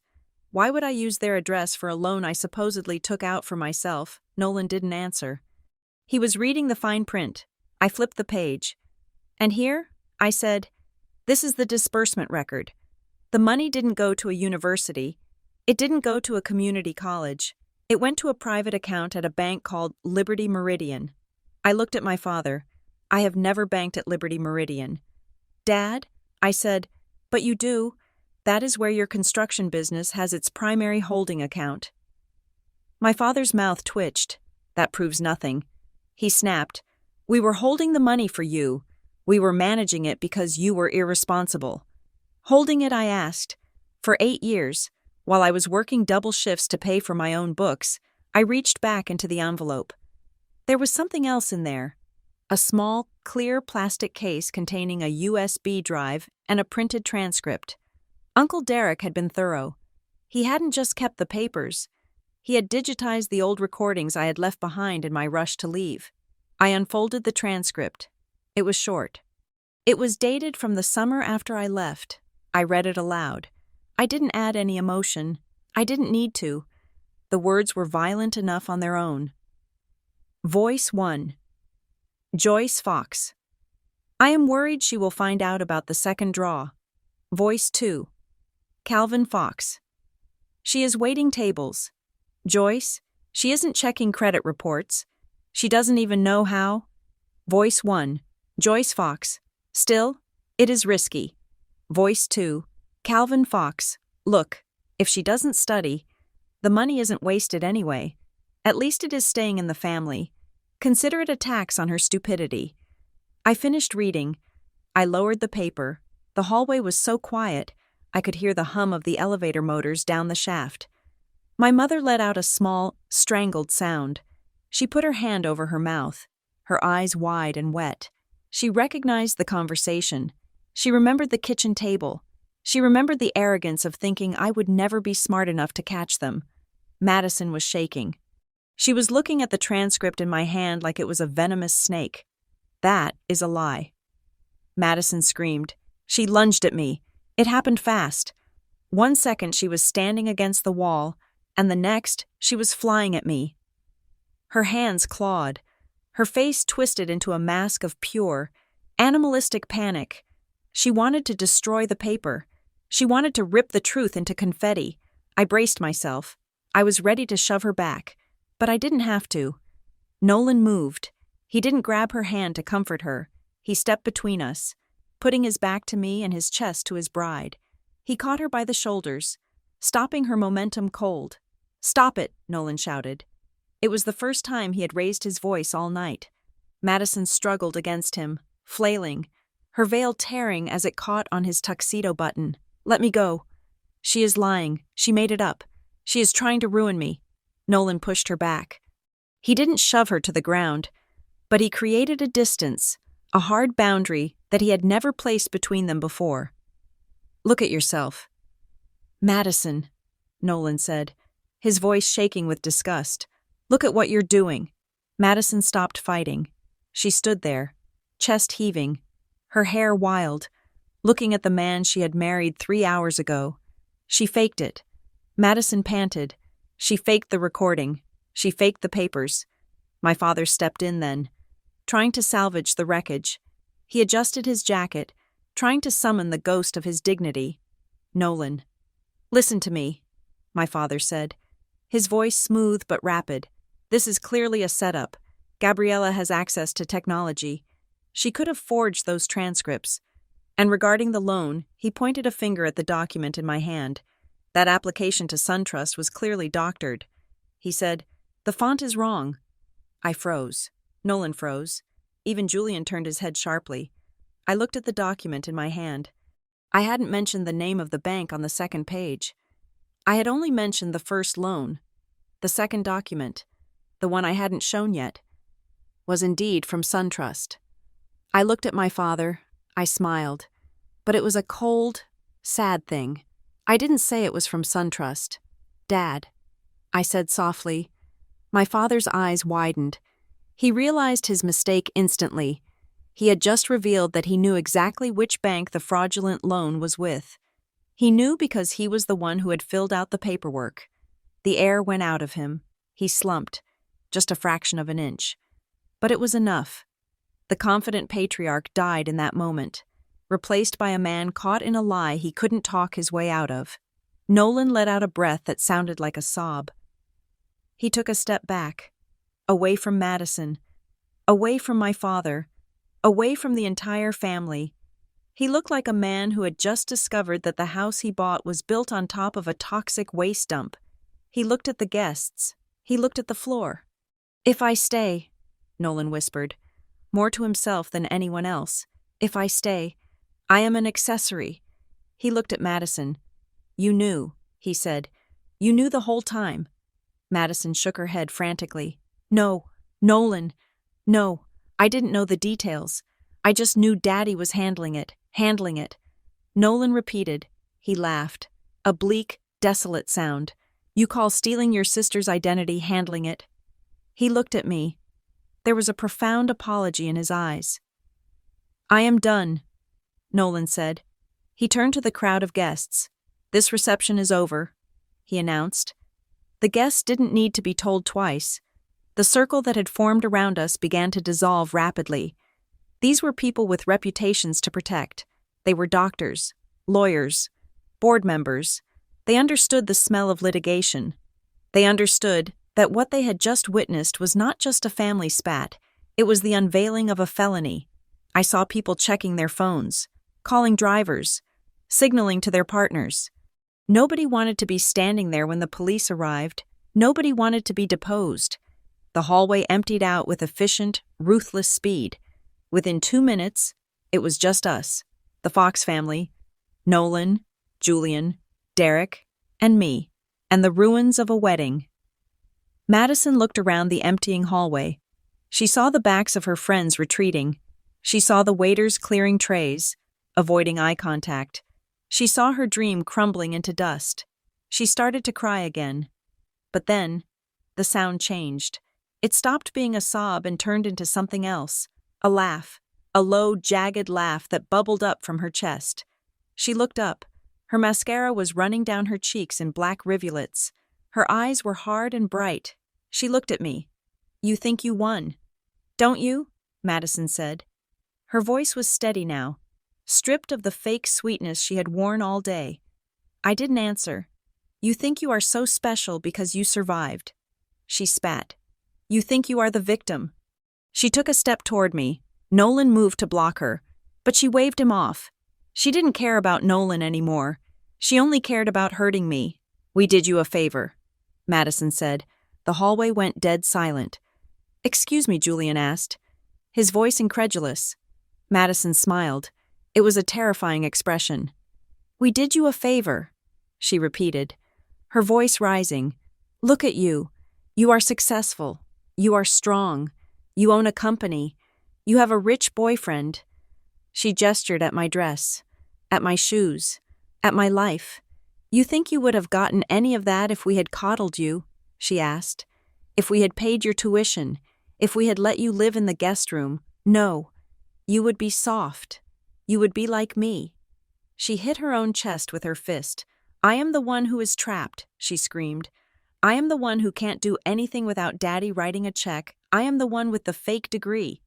She laughed again, a sound that bordered on hysteria. You got the freedom, Gabriella. You got the independence. That is what you wanted, right? She glared at me, her eyes burning with a twisted, toxic jealousy.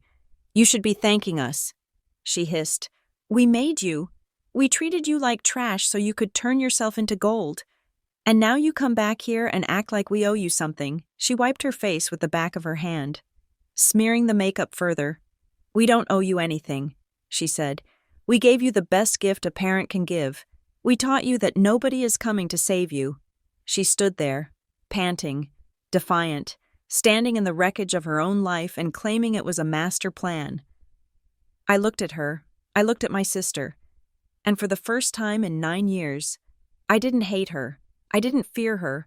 I just felt a deep, overwhelming pity. She was right about one thing. They had taught me that nobody was coming to save me, but she was wrong about the rest. They hadn't made me gold. I had made myself gold in spite of the fire they threw me into.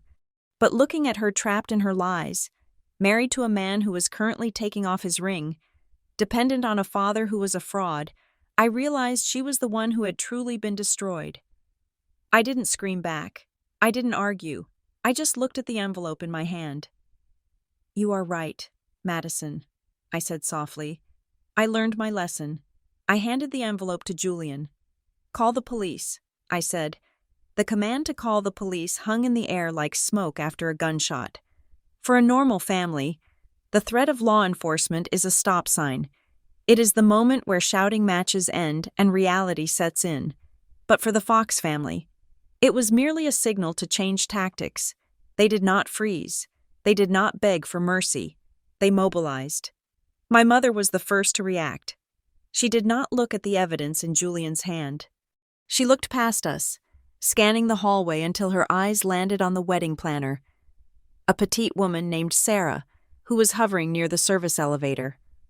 Clutching a clipboard and looking terrified, "Sarah," my mother called out. Her voice was no longer the screech of a cornered animal. It had smoothed out into the authoritative, slightly annoyed tone of a woman dealing with bad service at a restaurant. "Sarah, come here. Please." The planner hesitated, then walked forward, her eyes darting between me and the weeping bride. "Yes, Mrs. Fox?" Sarah asked. My mother gestured to me with a dismissive wave of her hand, as if I were a stain on the carpet. "We have a situation with a guest who is becoming disorderly," my mother said. She spoke quickly, efficiently. "Gabriella is clearly intoxicated, and she is harassing Madison. We need you to escort her out, immediately. If she refuses, have the hotel security remove her for trespassing." I stood there, blinking. The sheer speed of the rewrite was breathtaking. In 10 seconds, she had transformed a confrontation about federal fraud into a story about a drunk sister ruining a party. She was banking on the fact that Sarah worked for them. Sarah wanted her check. Sarah did not care about the truth. She cared about the timeline of the reception. Sarah looked at me. She looked at the expensive dress I was wearing, which was arguably nicer than the one she was wearing. She looked at Julian, who was radiating the kind of icy calm that screams lawsuits. "I do not think she looks intoxicated." "Mrs. Fox?" Sarah said carefully. My mother's eyes narrowed. "I am not paying you to think." "Sarah," my mother snapped, "I am paying you to manage the event. This woman is causing a disturbance. She is mentally unwell. Get her out of my sight before I call the owner of this hotel and have your contract voided," while my mother was trying to use the hired help as a weapon. My father was deploying heavier artillery. He had pulled his phone from his pocket and walked a few paces away. Turning his back to us, he wasn't calling the police. He was dialing a number he clearly had on speed dial. I watched him. I saw the way he stood, legs apart, hand chopping the air as he spoke into the receiver. "Bob, it is Calvin," I heard him say. His voice was low, but in the echo of the hallway, I caught the words, "Yes, we have a problem at the Oglethorpe. No, a domestic dispute. I need you to make a call to the precinct. We do not need a patrol car showing up here. It is just a family misunderstanding. Yes, keep it off the log if you can." He was calling in a favor. He was calling someone a judge, a police chief, a politician to ensure that if Julian did call 911, the response would be slow, or non-existent, or biased. He was building a wall around the Oglethorpe Grand to keep the consequences out. He hung up and turned back to Nolan. He walked up to the groom, invading his personal space, radiating that bullying, masculine energy he used to close deals. "Nolan, listen to me," my father said. His voice was a low growl. "You are an intelligent man. Do not let this girl play you. If you let this blow up, if you let the police walk into this hotel, you are not just hurting us, you are hurting yourself." He poked a finger into Nolan's chest. "Think about your firm. Nolan, Lark and Wren. Do they want their star associate involved in a public fraud scandal? Do you want your name in the papers next to a mugshot of your sister-in-law? Because that is what will happen. We will countersue. We will drag this out for years. It will be ugly." It was a threat wrapped in advice. He was telling Nolan that the truth was too expensive to afford. Nolan looked down at my father's finger. He didn't move. He didn't blink. "Are you threatening me?" Calvin Nolan asked softly. "I am protecting you." My father lied smoothly. "I am telling you to be a man and handle this inside the family. Send her away. We will sit down tomorrow and work this out," while the parents played 4D chess with the legal system. Madison opened a new front in the war. She had stopped screaming. She had stopped lunging. She had pulled out her iPhone. The blue light of the screen illuminated her tear-streaked face. Her thumbs were flying across the glass. She wasn't texting Nolan. She wasn't texting a lawyer. She was texting the group chat, the bridesmaids, the sorority sisters, the invited guests who were currently downstairs wondering why the cake hadn't been cut. I watched her, and I knew exactly what she was doing. She was inoculating the crowd. She was spinning the narrative before I could even open my mouth. Gabriella is here. She is totally off the rails. She is attacking Mom. Please don't let her near the ballroom. I am so scared. I could almost see the messages landing on phones all over the hotel. I could feel the vibration of 100 notifications going off at once. She was creating a digital mob. Within minutes, every person in that building would believe that I was a dangerous, jealous lunatic who had crashed the wedding to destroy my sister's happiness.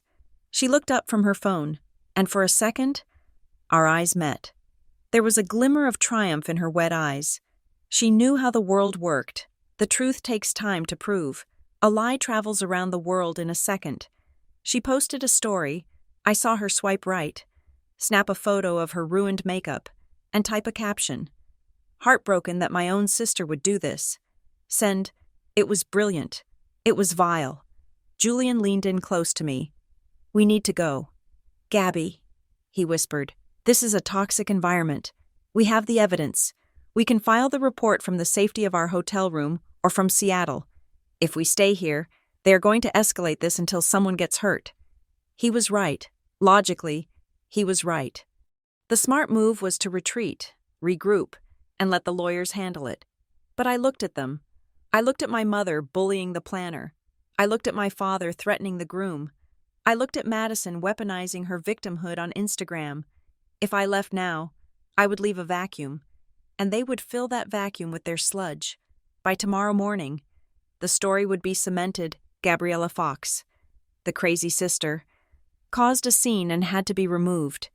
The evidence would be dismissed as forgeries created by a sick mind.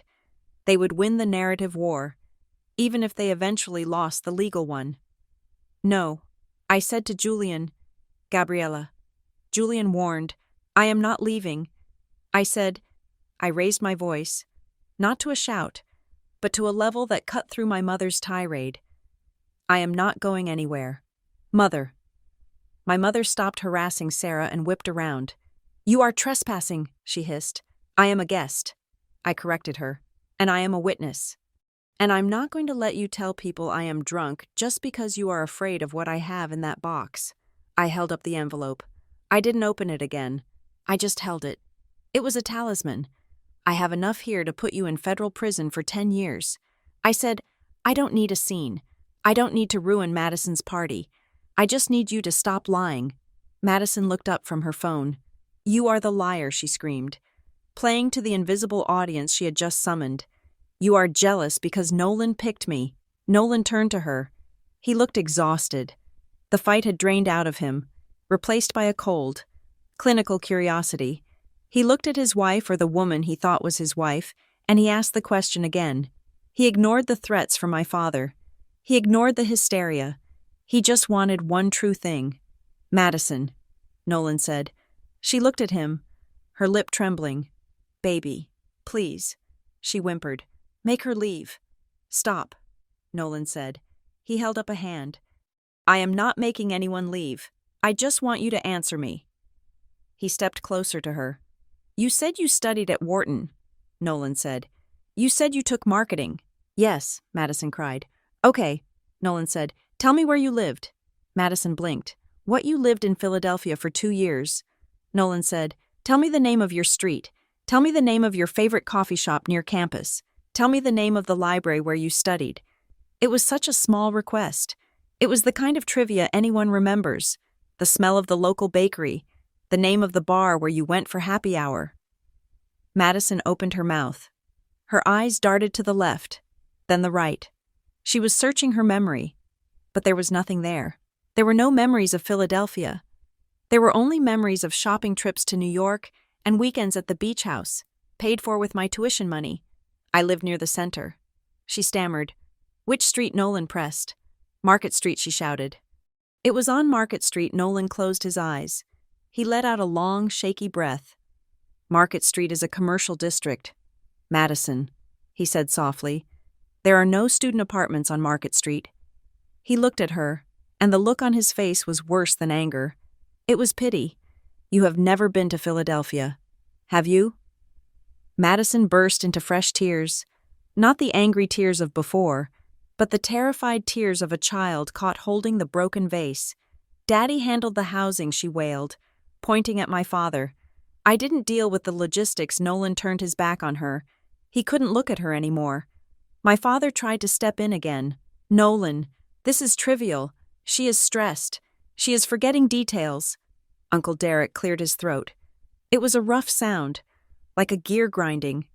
He stepped forward, placing the cardboard box on a hallway table with a heavy thud. It is not just the college money, Derek said. Everyone turned to look at him. My father went rigid. Shut up, Derek, my father warned. Derek ignored him. He looked at Nolan. You are asking about the last few years, Derek said. You should be asking about the last 20. He tapped the lid of the box. I have utility bills in here, Derek said. Electric bills, gas bills, credit card applications. He looked at me, and his eyes were sad. Gabby, they opened a credit card in your name when you were 12. I felt the floor tilt. 12. I was in middle school. I was worrying about braces and math tests. They maxed it out. Derek continued. They paid it off with another card they opened when you were 14. It wasn't a one-time thing to pay for Madison's school.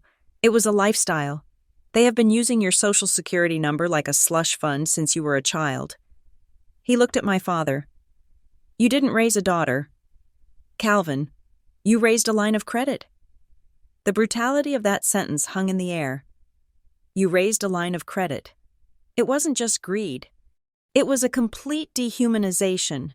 They hadn't just stolen my money. They had stolen my personhood. To them, I wasn't a human being with dreams and rights.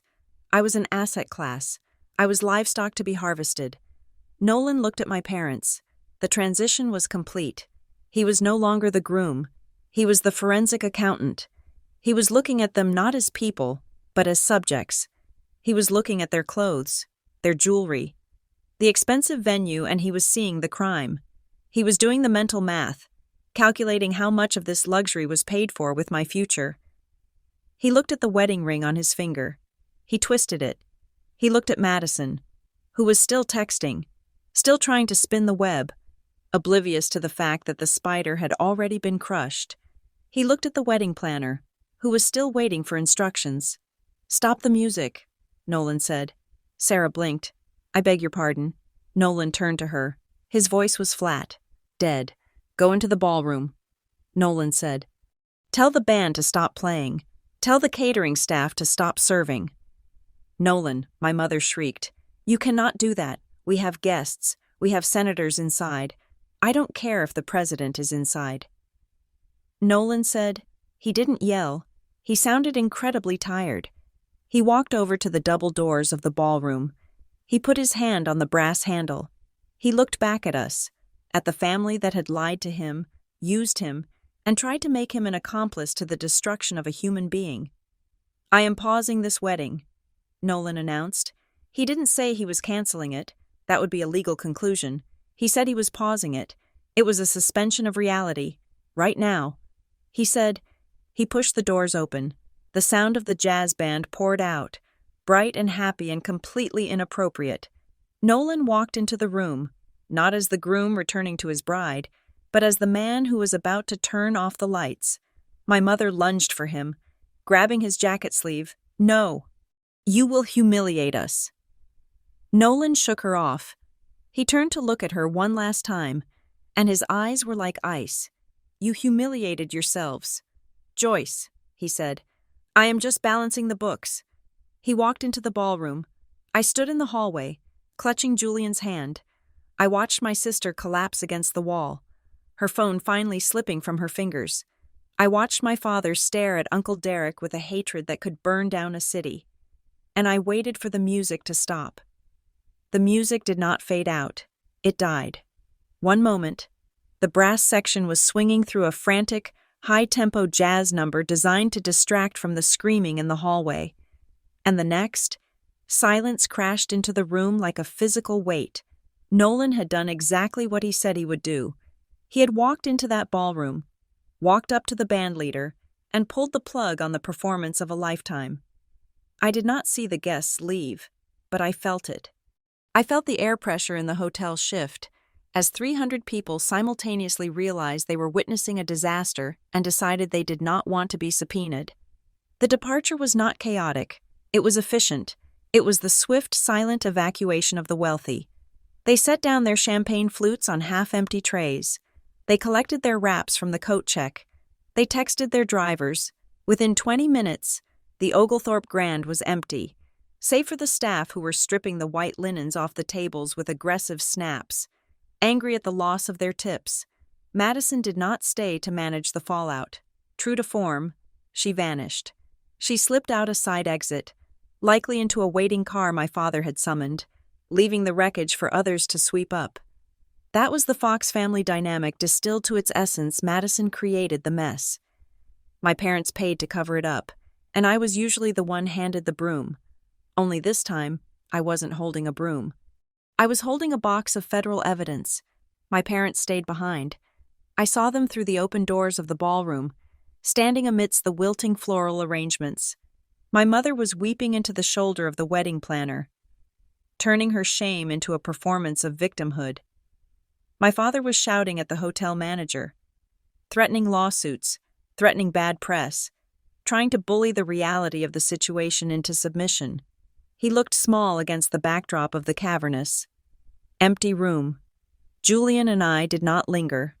We took Uncle Derek and walked out the front door, past the valet stand where the line of luxury cars was snaking away into the humid Savannah night. We went back to our hotel, a modern boutique place 3 blocks away, and we locked the door. That night, my phone did not stop vibrating. It started at midnight. The screen lit up the dark room like a strobe light. Family emergency.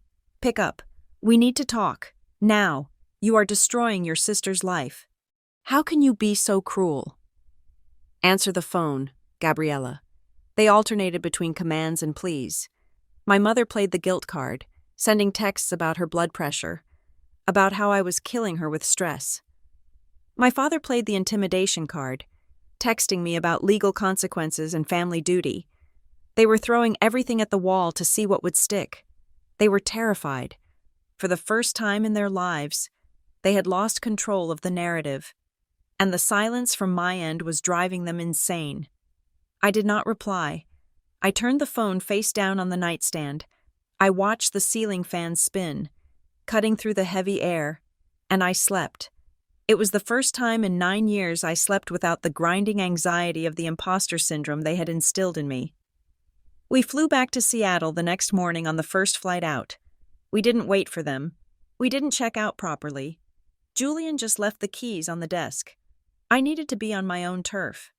I needed the glass and steel of my office. I needed the jurisdiction where I was not a daughter, but a CEO. I expected a day of grace. I thought it would take them time to regroup, to lawyer up, to spin a new story. I was wrong. At 9 o'clock the following morning, the receptionist at Veligard Compliance called my office line. Her voice was tight. "Ms. Fox," she said, "there are 2 people in the lobby, a Mr. and Mrs. Fox. They say they are your parents." I closed my eyes for a second. They had followed us. They must have taken a private charter or the red-eye commercial flight. The desperation required to cross the country in 6 hours told me everything I needed to know. They weren't coming to apologize. They were coming to negotiate their survival. "Let them in," I said, "but put them in conference room B. And call Sarah from HR. I want a witness." I walked down the hallway to the conference room. My heels on the polished concrete floor sounded sharp, decisive. I was wearing a navy suit, tailored and severe. I was not wearing the soft fabrics of a wedding guest. I was dressed for war. When I opened the glass door, they were already sitting at the long mahogany table. They looked wrecked. My mother was wearing yesterday's clothes, a travel tracksuit that looked expensive but disheveled. Her hair was pulled back in a severe bun, stripped of the wedding volume. My father was in a wrinkled button-down shirt, his eyes red-rimmed and bloodshot. They looked up when I entered. For a second, just a split second, I saw the old reflex in their eyes, the expectation that I would shrink, that I would apologize for making them travel, that I would offer to fix it. Then they saw the woman behind me. Sarah, my head of human resources, walked in with a notepad and a neutral expression. She sat in the corner, silent and observant. My father stiffened. "Who is she?" he demanded. His voice was raspy. "She is a witness," I said, taking the seat at the head of the table. "Anything we say in this room is being documented." My mother let out a small, wounded noise. "Gabriella, please," she said. Her voice was soft, trembling with a curated fragility. "We are family. We flew across the country to see you. Can we not just talk like human beings?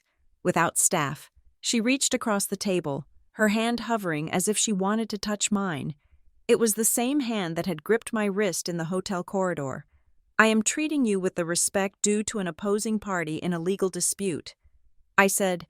I did not recoil. I simply placed my hands on the table, interlaced. My father slammed his hand down on the table. It was a weak impact compared to his usual thunder. "Stop this charade," he snapped. "You think you are some big executive now? You think because you have an office you can treat your parents like criminals? I didn't blink. I treat criminals like criminals." "Dad," I said, "and considering the contents of the box Uncle Derek gave me, that is the correct classification." He flinched. The mention of the box took the wind out of him. "We came to settle this," my father said, leaning back, trying to regain his composure. "We need to stop this nonsense before it goes any further. Madison is in the hospital." "Gabriella," I raised an eyebrow. "The hospital." She had a panic attack. My mother interjected quickly, leaning forward. "A severe one. She is sedated. You did this to her. You broke her." I looked at them. They were still doing it, even here, in a room surrounded by evidence of my success. They were trying to make me responsible for the emotional fragility of the sister who had stolen my identity. "I did not break her," I said calmly. "The truth broke her. She has been living a lie for 9 years. The collapse was inevitable. I just happened to be standing there when the roof fell in." My mother wiped her eyes. "We just want to heal," she whispered. "That is why we are here. We want to put this behind us. We are willing to forgive you for the scene at the wedding." I almost laughed. They were willing to forgive me. I opened the folder I had brought with me. I slid a single document across the polished table. It stopped directly in front of my father. "This is not a negotiation about forgiveness," I said. "This is a settlement offer." My father looked at the paper. He didn't touch it. "What is this?" he asked. "It is a confession." I said. He looked up, his eyes narrowing. "It is a sworn affidavit," I explained.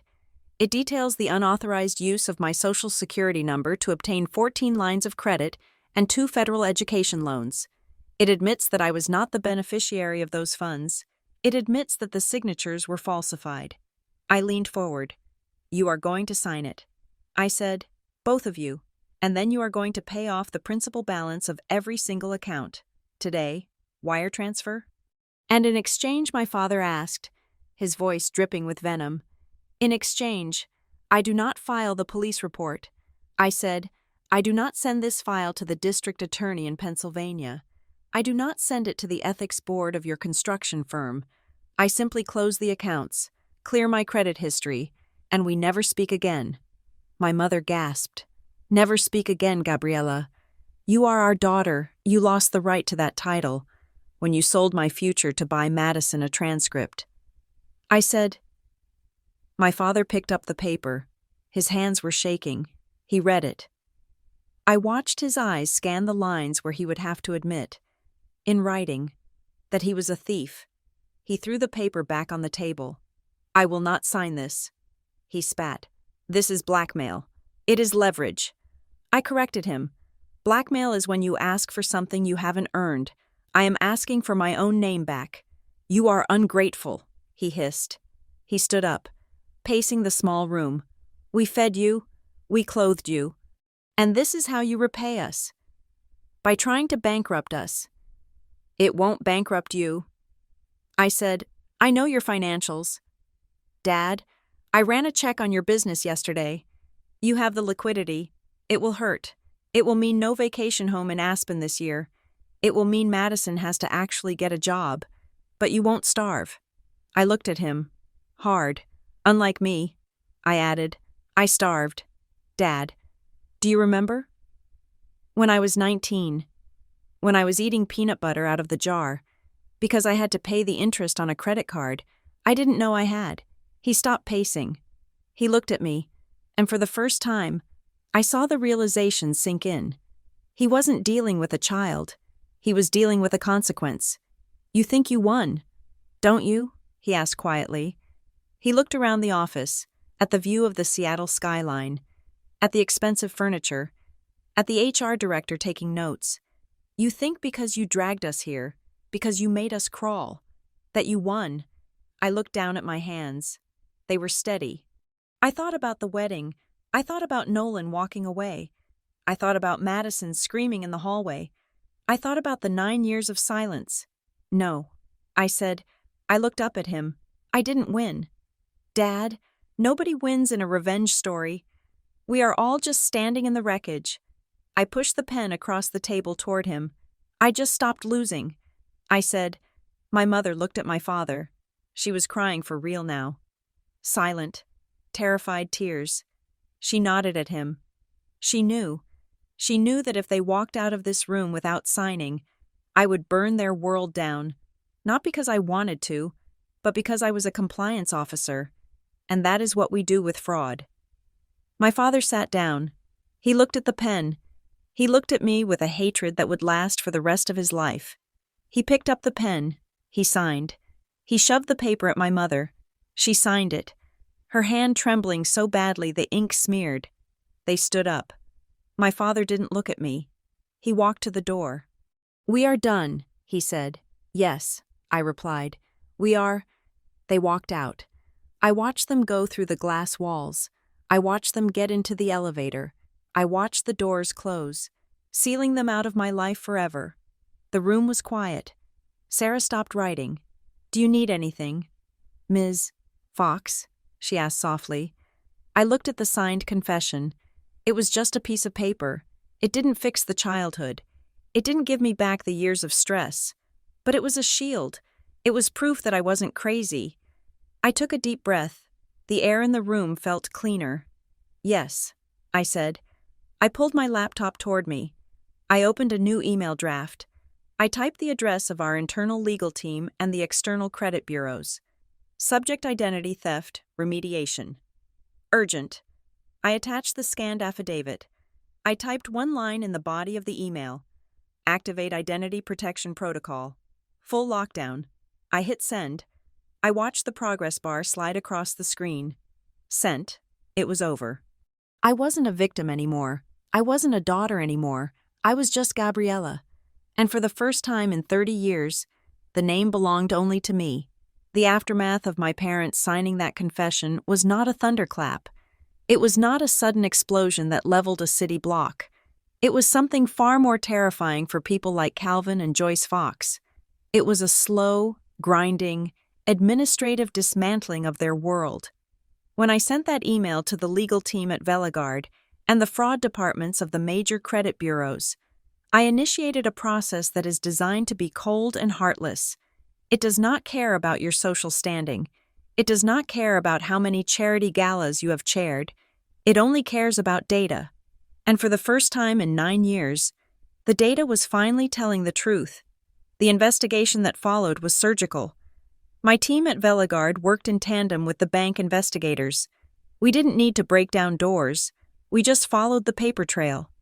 We matched the dates of the loan disbursements to the dates of my parents' luxury purchases. We matched the IP addresses on the digital loan applications to the router in their home in Briar Glen.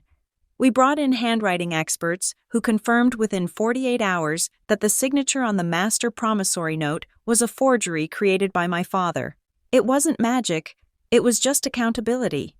My debts were not forgiven out of charity. They were discharged because they were proven to be fraudulent. Watching the balances on my credit report drop to zero was a physical sensation. It felt like someone was removing stones from a backpack I'd been carrying up a mountain for a decade.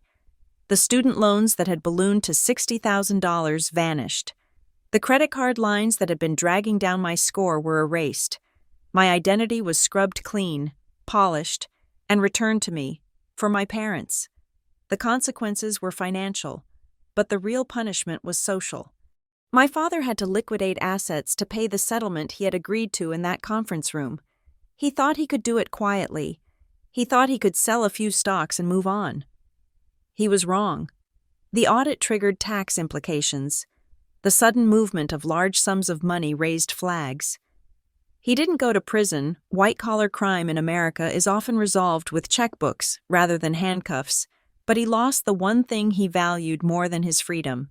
He lost his narrative. Savannah is a small town disguised as a city. Rumors move faster than the humidity. The story of the wedding didn't stay in the hallway of the Oglethorpe Grand. It leaked.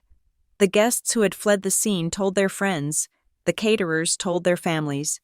The story morphed and traveled, but the core truth remained. The Fox family was a fraud. They were no longer the pillars of the community. They were the people who stole from their own child. I heard from Uncle Derek that the invitations to the summer solstice party stopped coming. I heard that my father was asked to step down from the board of the local country club because his presence was becoming a distraction. They were not exiled. Exactly. People were still polite to their faces, but the phone stopped ringing. The dinner parties dried up. They were left alone in their big, empty house, surrounded by expensive furniture they could no longer comfortably afford, trapped in the silence of their own making. And then there was Madison. My sister learned the hard way that gravity applies to everyone, even the golden child. The wedding was never rescheduled. There was no honeymoon in Bora Bora. There was only the stark, cold reality of a life without a safety net. Nolan filed for an annulment based on fraud. He was kind about it, but he was firm. He didn't try to be a hero.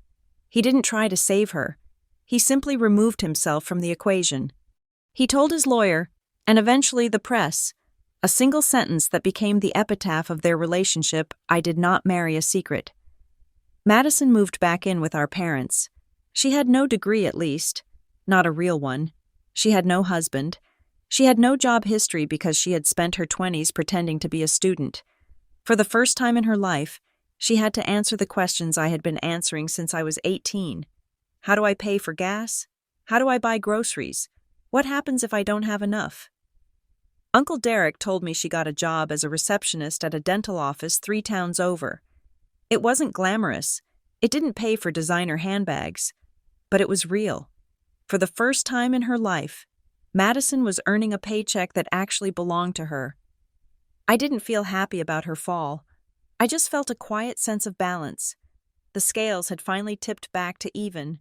I didn't go back to Pennsylvania to gloat. I didn't send them a card. I stayed in Seattle. I went to work. I sat in my office and watched the rain streak against the glass. And I realized that the anger that had fueled me for 9 years was gone. It had burned itself out.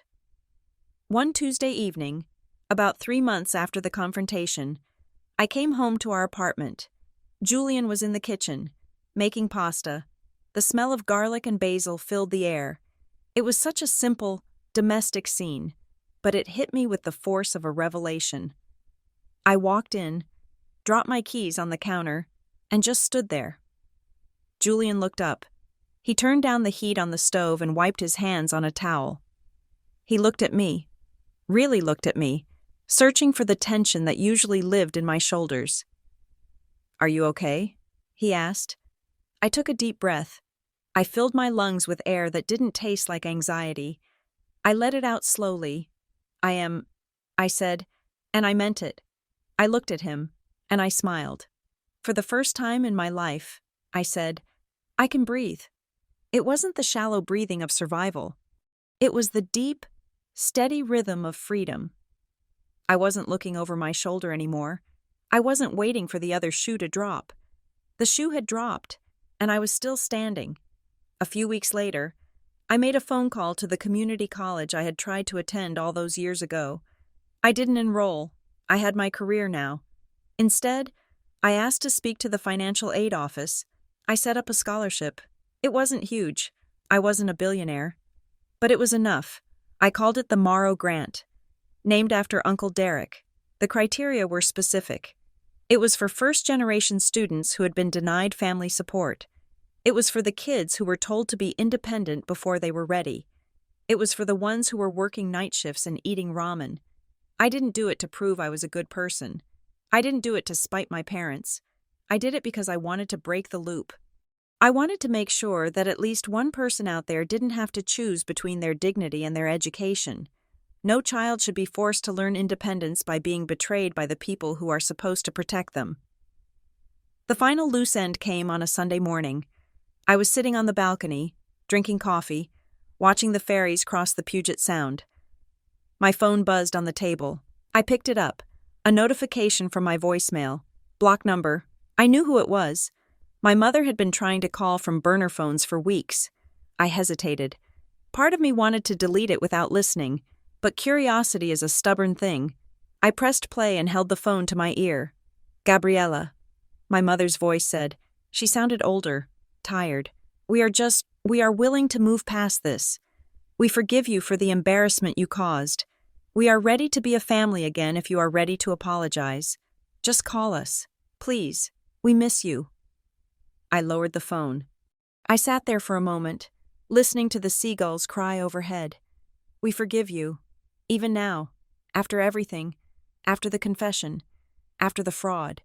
She was still trying to frame it as my fault. She was still offering her forgiveness as a currency I should be begging for.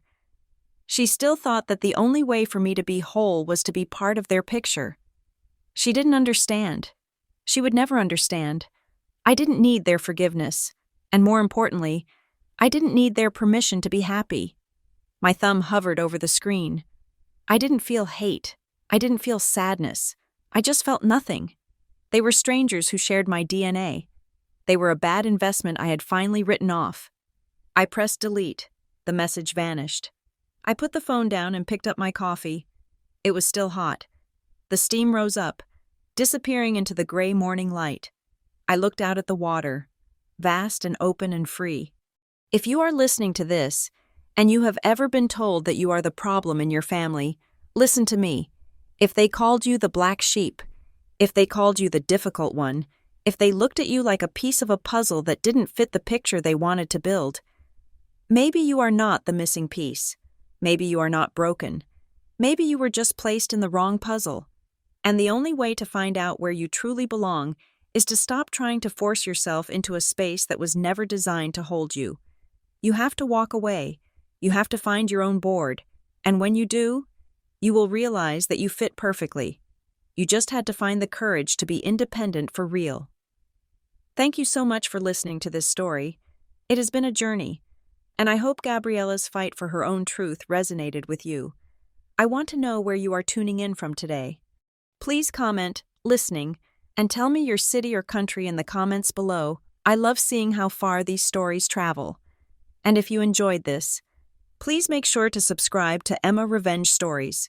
Hit the like button and smash that hype button so we can get this story out to more people who might need to hear it. Your support helps us keep writing and keep sharing. Stay strong, stay independent, and I will see you in the next story.